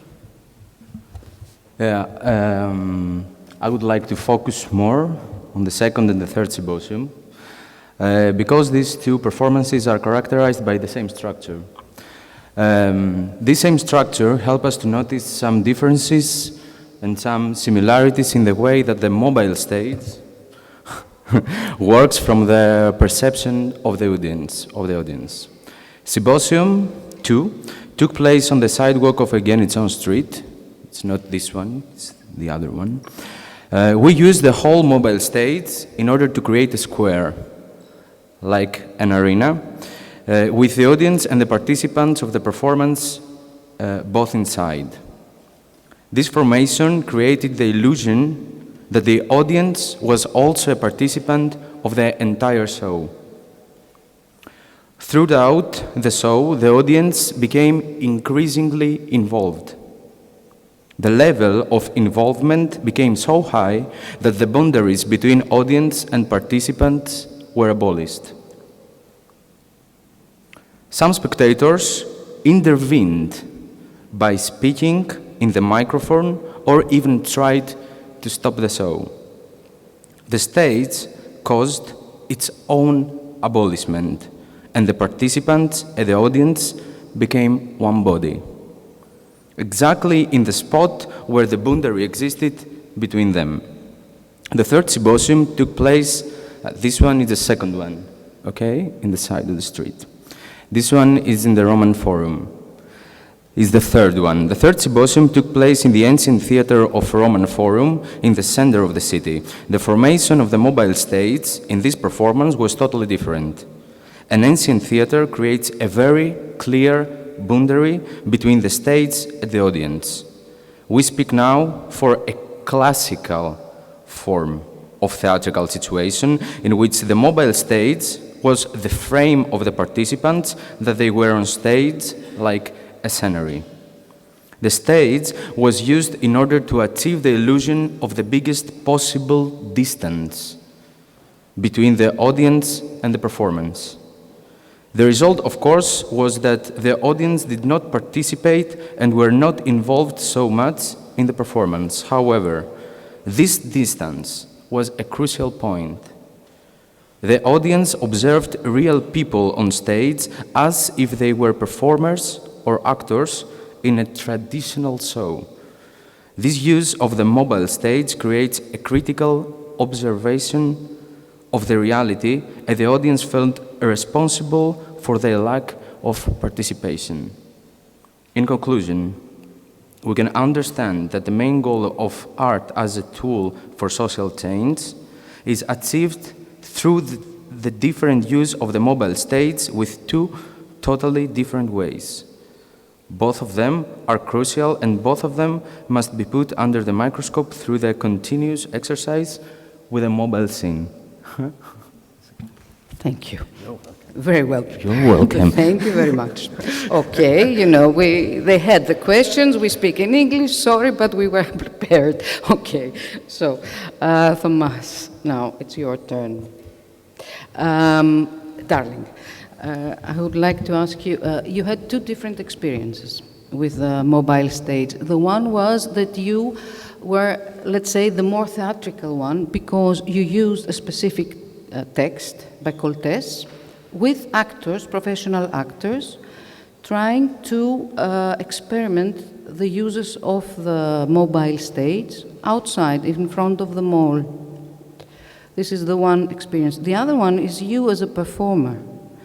So it's as a performer who would try to convince people to come to the stage and talk about, this is the Sandman production that is part of the Freiraum project here. You had to convince them to come and tell you and us, the other audience, the dream or the nightmare or what they are thinking about Europe. That wasn't easy, I think. So what were your experience? How was it for you? Okay. Good evening. I'm also prepared for these questions, so as to be as specific as possible. So, I had a first experience working with the mobile stage, I think during June and July, and now is the second one as a performer. While working with the Freevolous City Stage, the mobile stage, I think that this was one of the most educative experiences I had since I finished drama school. Educative because for 15 years I'm performing in more conventional places like Italian-like stages. Well, the first workshop that was based on Bernard-Marie Coltes's play called West Quay, it was also the first time for me that I was doing something theatrical or performative in a public place. I mean, I had experiences like that before, but not under a concept like the one that LABattoir project and City Stage are proposing. The City Stage itself, I think, is a public statement, a public condition, and also a public requirement for communication. It creates a creative space in which performers can communicate with the public under the same terms. In a way, the stage sets questions which I think that are very insightful for our times. Who is the performer and who is the audience? What is a public space? How can we create the conditions under which social change can be made? The City Stage in our first workshop, I think, managed to create a social event, not only a theatrical one, but also an educative and creative one for all the participants and the audience that was either watching or participating randomly in the space. The lighted space that the stage created in an abandoned municipal play yard just outside the great city mall in Thessaloniki's west suburbs. Well, the second experience working with a mobile stage is the project called Sandman, Dreaming In of Europe, which is under the concept of Institut Goethe's Freiraum. And it's a project that is still running, so the conclusions are a little bit hasty, maybe. In this performance, Sandman, I mean, we use a Joseph Beuys-like figure, because I think that it is an emblematic figure for defining, for me to define what art for social change is about.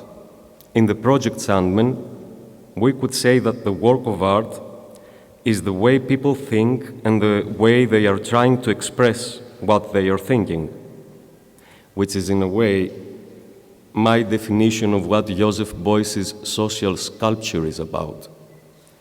Sandman, this performance project, aims at collecting visions and dreams of Europe's citizens.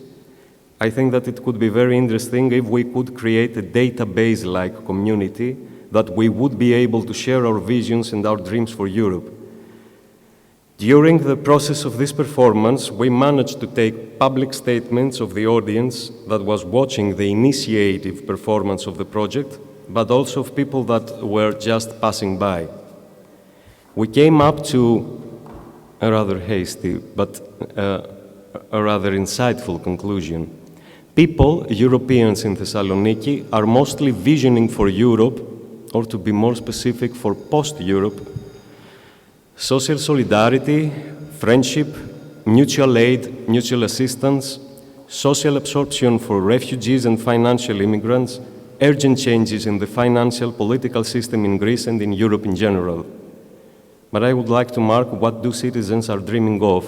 I mean, what are they dreaming while they're sleeping?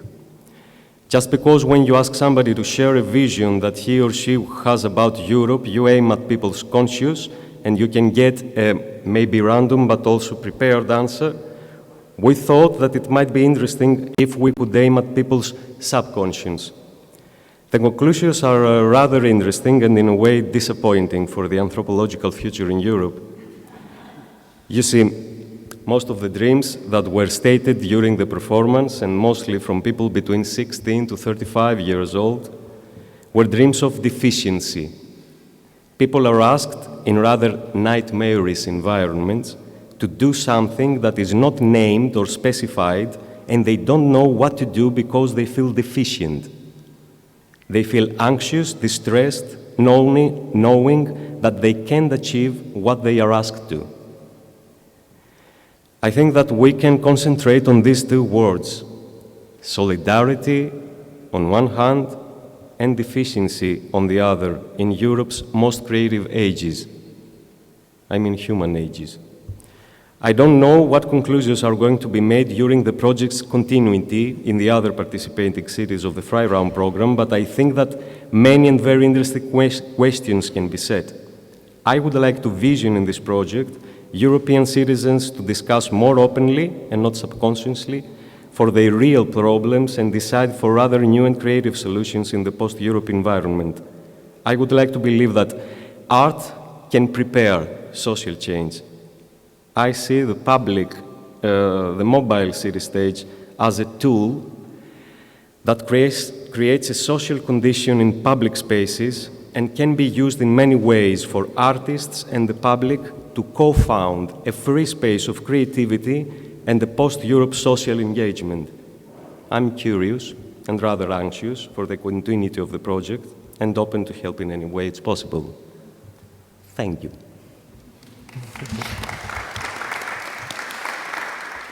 Thank you, Thomas. I think you said it all. Now, I think that it's time for you, if you have any questions about this experiment that is running since a year and that we hope that it's going on because, as we experienced, it has a lot of opportunities. And it has a lot of opportunities in arts that we didn't imagine from the beginning. And I think the people who worked with it, the theater people or designers, find it step by step. So I think it's a long way to go, and I think in this way is very interesting because there you meet very interesting people and new ideas in the modern cities. So if you have any questions about this project, please, because we have something about 10 minutes. If you like to ask something. Then I ask you something. What would you think if this mobile stage came in your city? Could you name a place you would choose to have the mobile stage set in, and why? And what kind of action would you perhaps imagine in this moment in your city? Any ideas? No? No? So we're going to throw it away. I think that we failed. Please. Of course. That's what I have to do.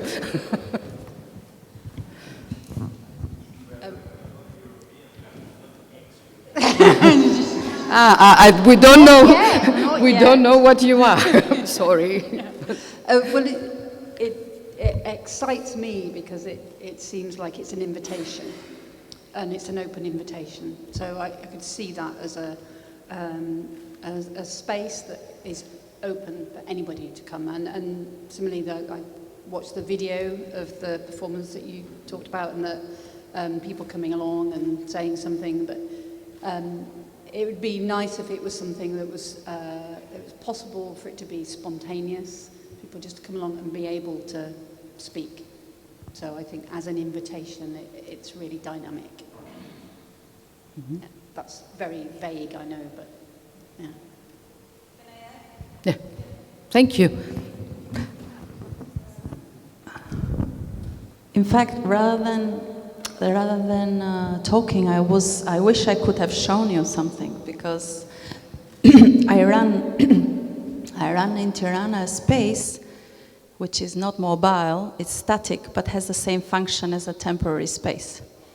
So I don't know if you have heard of, it's a serpentine pavilion, one of the serpentines, but who is an architect maybe knows. But it's a structure, a steel structure, which is a pavilion, and where now for 4 years we run events, which are all free and all public, and that's the use of the space, where we have curated events, but most of the time, for 24 hours, people come and make their own life there. So in the same time, I was thinking, when we have it on loan, so it's now 4 years in Tirana, might go because it belongs to a foundation, and they might take it back. So all the time I was thinking, in case it goes, I was hoping that this would be something to replace, because despite the fact that our structure, I don't know if I could show you something, is that possible? Is it something that you're talking like a black box? No, it's not a box, that's why it's so interesting to see, because it feels very abstract. Yeah, it's the cloud. It's called the cloud. It's from the... Yes, it's from a Japanese architect, Su Fujimoto.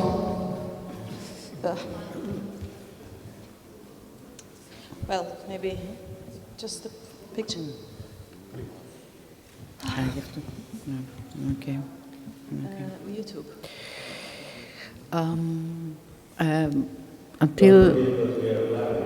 Until it will be fine. I can tell one of the most difficult things for us theater people who are so used playing in the Italian scene and in a box was this space, this stage is a void, this freedom, because theater is a convention, and you know it is a convention from the beginning. When you have the free space, it is like an empty paper that you have to write a text.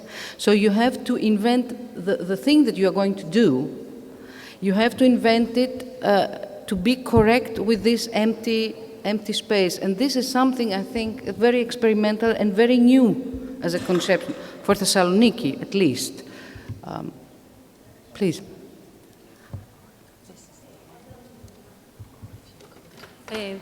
No, she wants just a second for the microphone to come, because otherwise people also online will not be able to listen.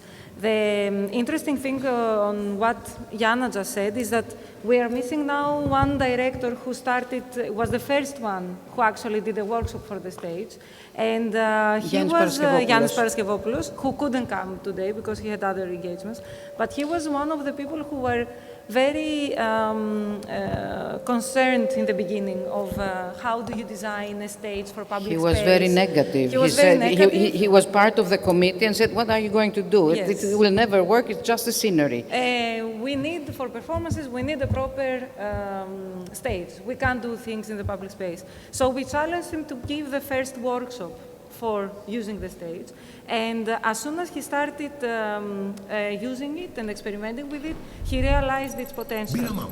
And this goes also for us, that every time that we use it or we curate something for it, we find new uses or potentials that we couldn't imagine that are there, for activating public spaces, for activating community, and practically for creating this Freiraum, a safe space for everybody to do things together and to experiment and to actually expose themselves in the public, which is something that usually... Yeah. We have 4 minutes, so we have one question, and first to see...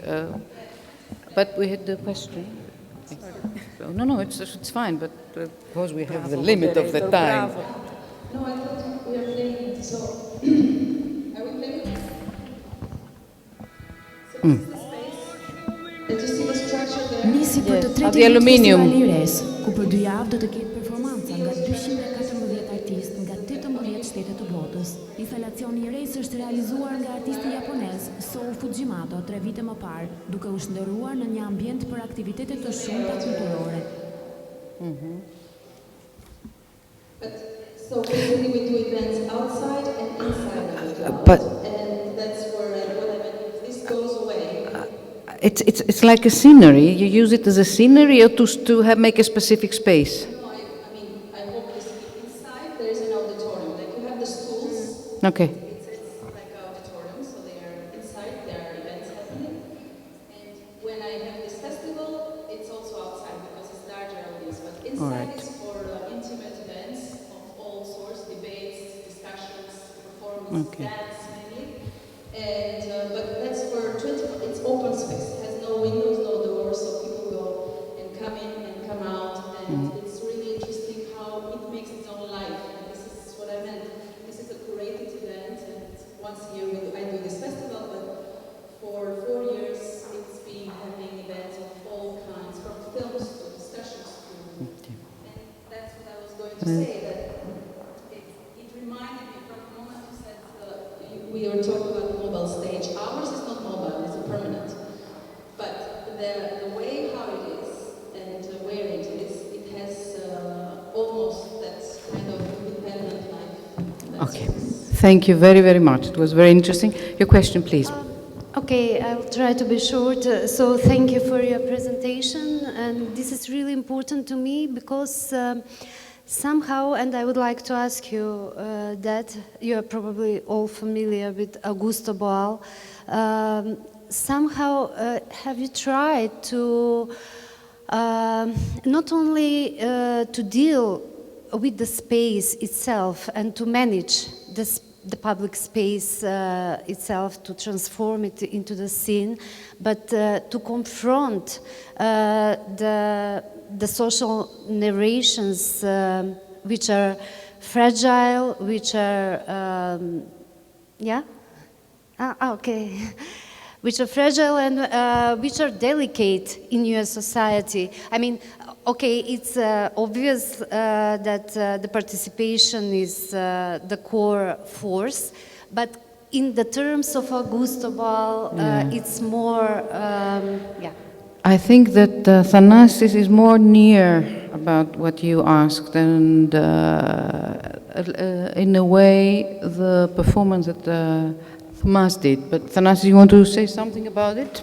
Sorry, but I don't understand clearly what you mean about the public space and the... No, it's about you were talking precisely how you are managing the public space, how you are trying to take off the barriers between the public space, between the audience, let's say, and the actors. But I'm asking you, are you going further?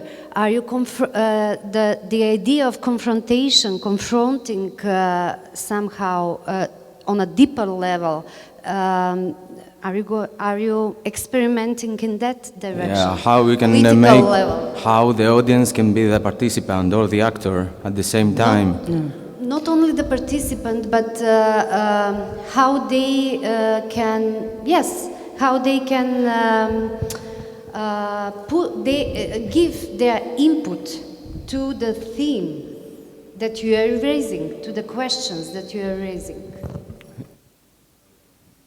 Okay, I think that we don't have so much time, but I will try to answer. Η ιδέα είναι, σύμφωνα με τον Boal, αν μπορούν να σπάσουν τα όρια μεταξύ θεατού, δράσης και να μειχθούν. Και νομίζω ότι και το δικό σου κομμάτι και η δική σου δουλειά και του Θωμά, the performance that you did are in this way. But of course, I will say something very small. It is from the beginning the goal to do something like this, but it's not easy. You have to experiment, you have to make workshops. That's the idea, working through workshops in the LABattoir project. That's exactly what we try to do, because this is what we want, people to be one, in a way, how you say, yeah, you understand, it's you know what I mean, sorry. I don't know if somebody else wants to say something, but... Also continue what you said, the workshops themselves are not addressed only to professionals from the theater. So even from the workshop stage, to produce something to be presented in the mobile stage, you have this merging of the audience and the actor, because nobody's an actor in that condition. Everybody's an audience and an actor at the same time. Lydia, I think I have to stop you. Thank you, everybody. Our time is off. Thank you.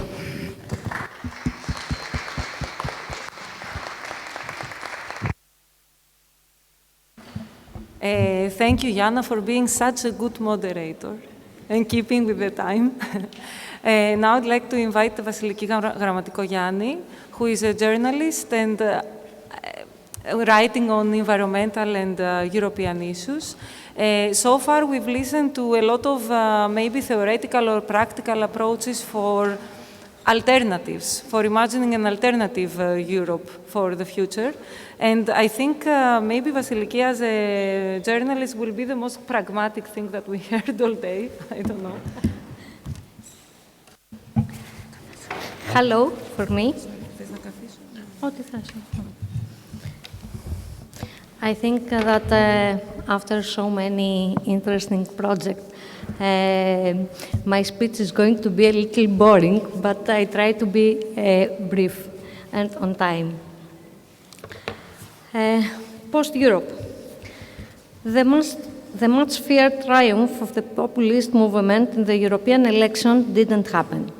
Some were successful in Hungary, the United Kingdom, Italy, and even in France by a very small margin.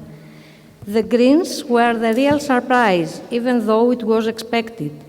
They gained 17 seats, increasing in number from their previous 50 seats to 67. Many young people voted Green, especially in Germany, where the strikes for the climate had a clear impact by putting climate crisis at the center of the electoral campaign. However, the Green wave failed to cross the Alps.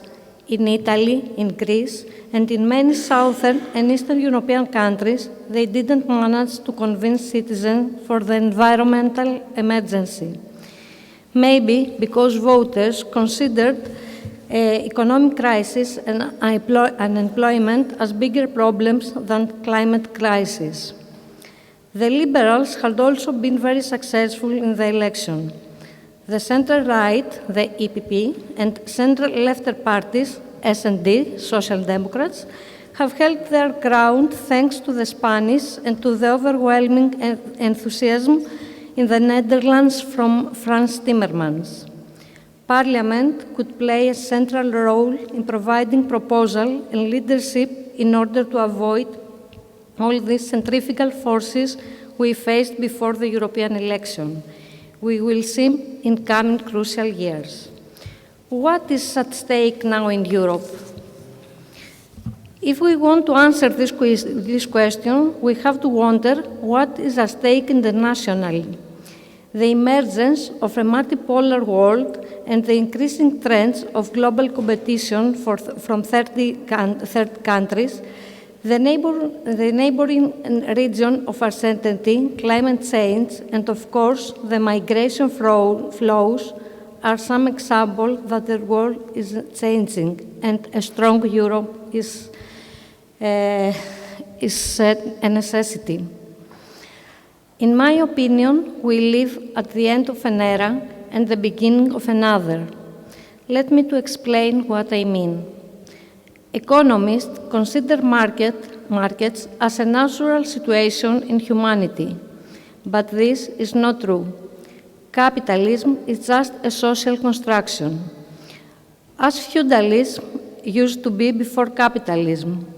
After considering that capitalism as an economic system once did not exist, follows the most shocking thought that it cannot be forever. The First World War, diseases in Europe, and the discovery of machines were some of the reasons that led the feudalism to an end and contributed to the birth of capitalism. Now, the climate change and technology will lead the end of predatory capitalism. Society doesn't need billionaires more than life.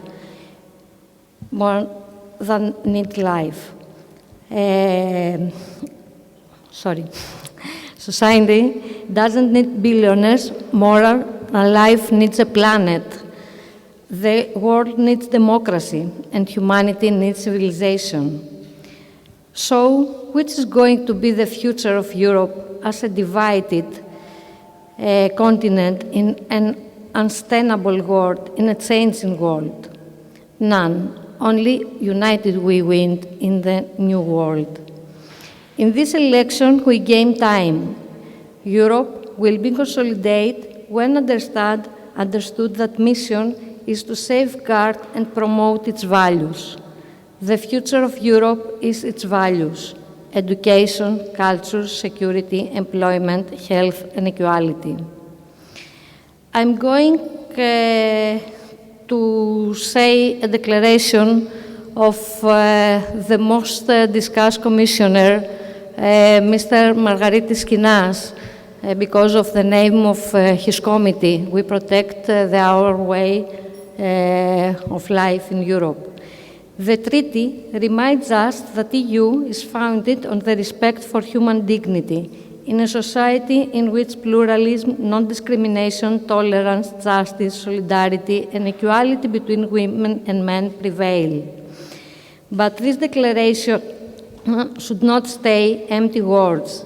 We need an ambitious European project, closer to European citizens, to its worries and accents for security, migration, growth, employment, sustainability, innovation, culture, environment, and a strong European presence in the world is now a necessity. European Union has to embrace young people. They are the drivers of the future. Movements of young people give us a lesson. They are not just students, they are political actors, that they tell us the planet belongs to people, not to markets. We have to hear them. Today's students don't need politicians to tell them what is going to happen because they are witnessing the consequences of climate change in real time. They are literally fighting for their future. They speak in UN. They don't go to school every Friday. They claim their future. Young people ask for hope. We shouldn't disappoint them because they are the hope of Europe, the hope that Europe has lost. We should invest in another model. We should create a new social contract, a new Green Deal. Orwell argued that artists are those who embrace a strong purpose, a desire to push the world in a certain direction. And Freiraum project is exactly this. I think it's your time to mobilize the society. Thank you.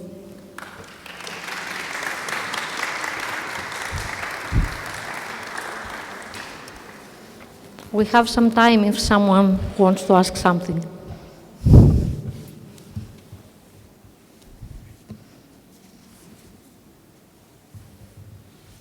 Okay.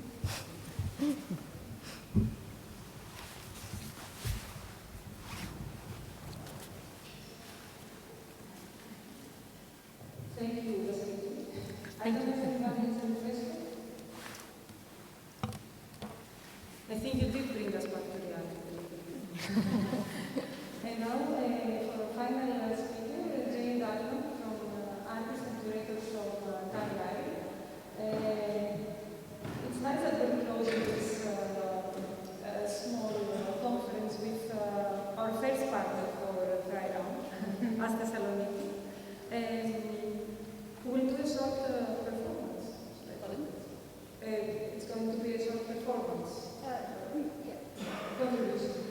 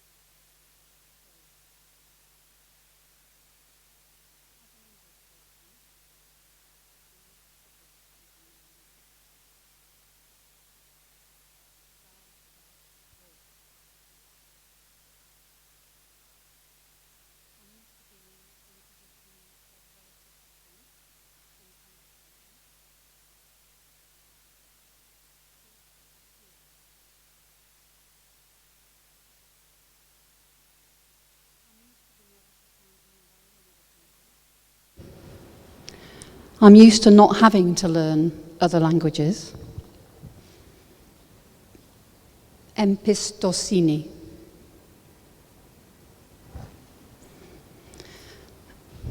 I'm used to being embarrassed by my lack of skills because I haven't bothered to learn another language. I'm used to international education being open to me. Frieden. I'm used to being part of the dominant culture in the UK. Espoir.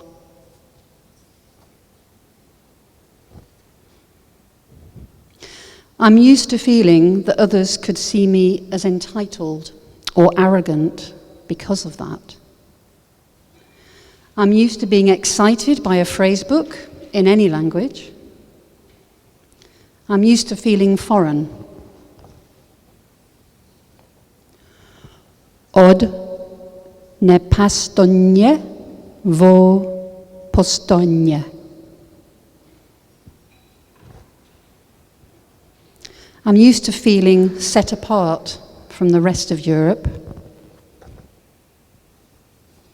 Nadaje doufejme. I'm used to the colonial past of the UK being present. Christ of Keelihilth.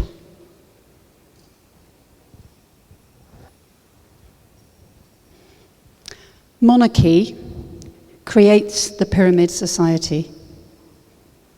Europe is more republican. A classless society is difficult for England to cope with. Tim McClure, age 76. I'm used to being acutely aware of my Englishness when I visit Scotland or Wales, and for this to be a negative thing. I'm used to Englishness being aligned with nationalism and xenophobia or a class stereotype.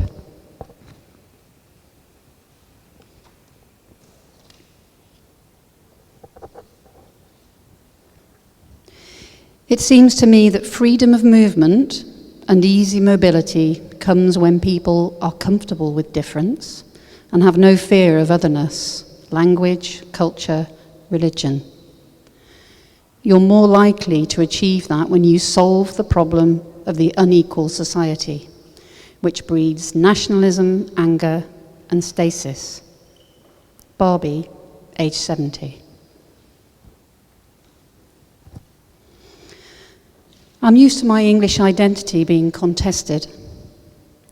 Do I stop being European if we leave the EU? Was I ever European? Can I divorce myself from the we who have decided to leave? Am I and others like me responsible for leaving because of our complacency? And yet 48% of the people who voted in the EU referendum voted Remain.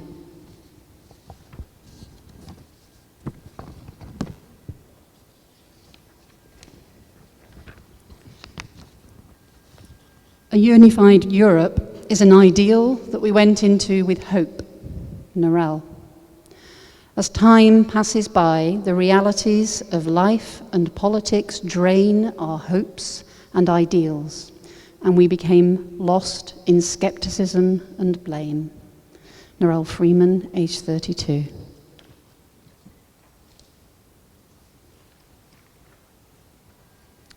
It's time for reunification. Mick Mayhew, age 50.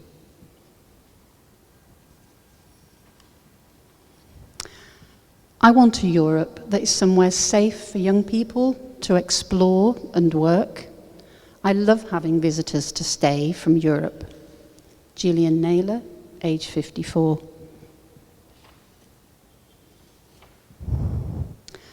I want a united Europe, no Brexit, free movement and more action to solve the climate crisis. Sophia Ponton, aged 18.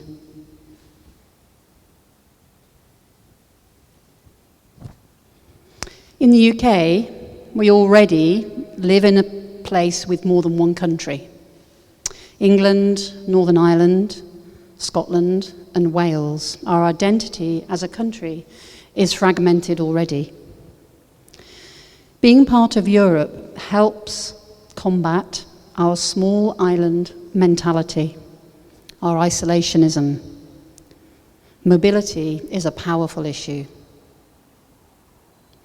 When the referendum was proposed, my fear was that it was only the EU that curtailed the worst excesses of the Conservative government, and that without it, they would be free to trample on people's rights and freedoms and would prioritise economics over everything.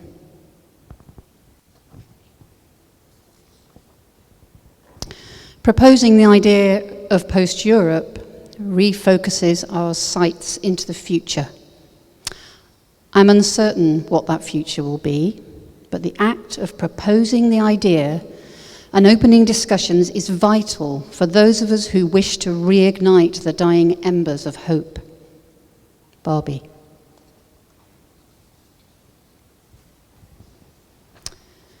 Europe is an abstract state of mind most of the time. It's hard to penetrate the island mentality. The North Sea is a mental as well as a physical barrier. Nick Dodds, age 54. 72% of the population voted in the referendum. 16,141,241 voted Remain. 17,410,742 voted Leave. In Cumbria, where I'm from, outside of the district's more affluent areas of the South Lakes and the Eden Valley, all the boroughs voted overwhelmingly to leave. These areas have for many years been socially, economically and culturally isolated and are on the fringes of the UK and the edges of the county.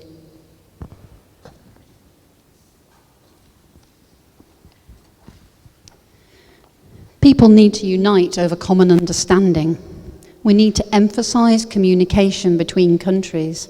I feel connected to this issue and I don't want Brexit. Eve Dodds, age 17.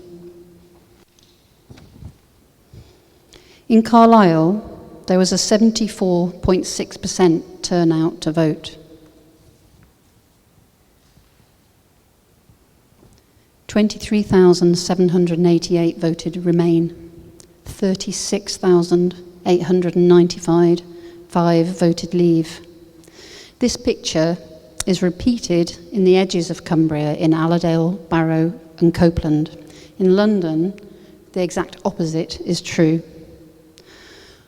One can extrapolate that those that feel more connected to Europe, geographically, economically and culturally, voted Remain. Nationally, people felt disenfranchised by their politicians and the system of government, and were given the choice and opportunity to get rid of one layer of that system.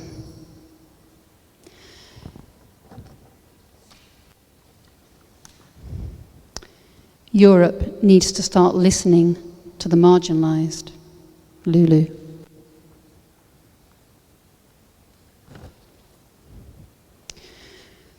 When we all speak the same language, we all speak through that language, with its history and its culture embedded in its forms. Then what is lost? What is not communicated? What subtleties lie unspoken? A vision for Europe would be about less poverty and more equality, educational reform and more funding for alternative education. Daisy Greenwood, age 17.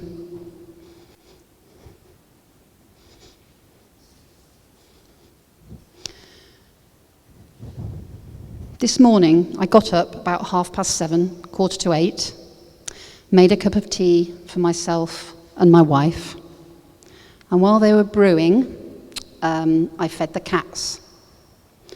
And then I took the tea up, and we sat in bed and drank our tea.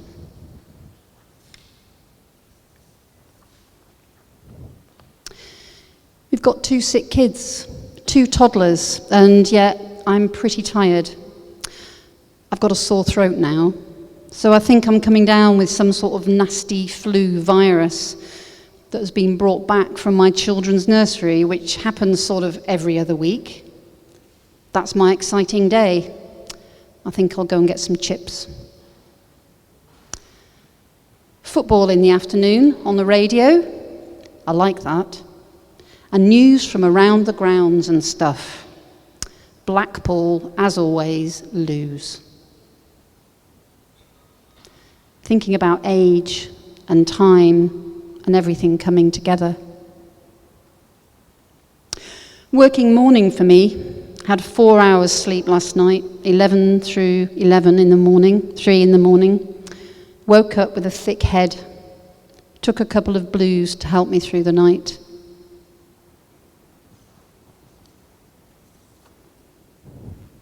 Today was a bit of a weird day, because I've been waking up early.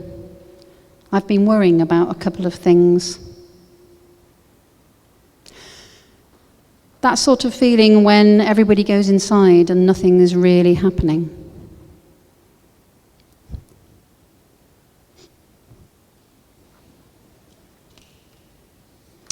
How can we create micro-utopias? What we have in common is our humanity.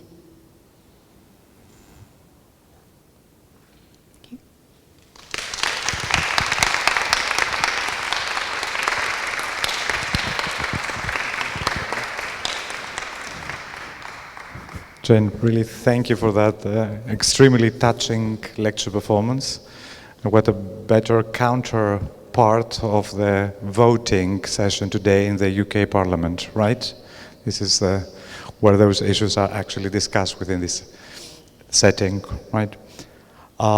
Just want to say like a word that actually what we tried to do together, and I hope that came through, was to give you some tools, will be like the mobile studio and the mobile stage.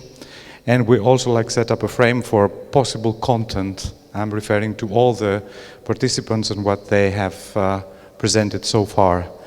We haven't presented solutions, we haven't, let's say, presented any specific content for that. It was more or less a kind of like frame.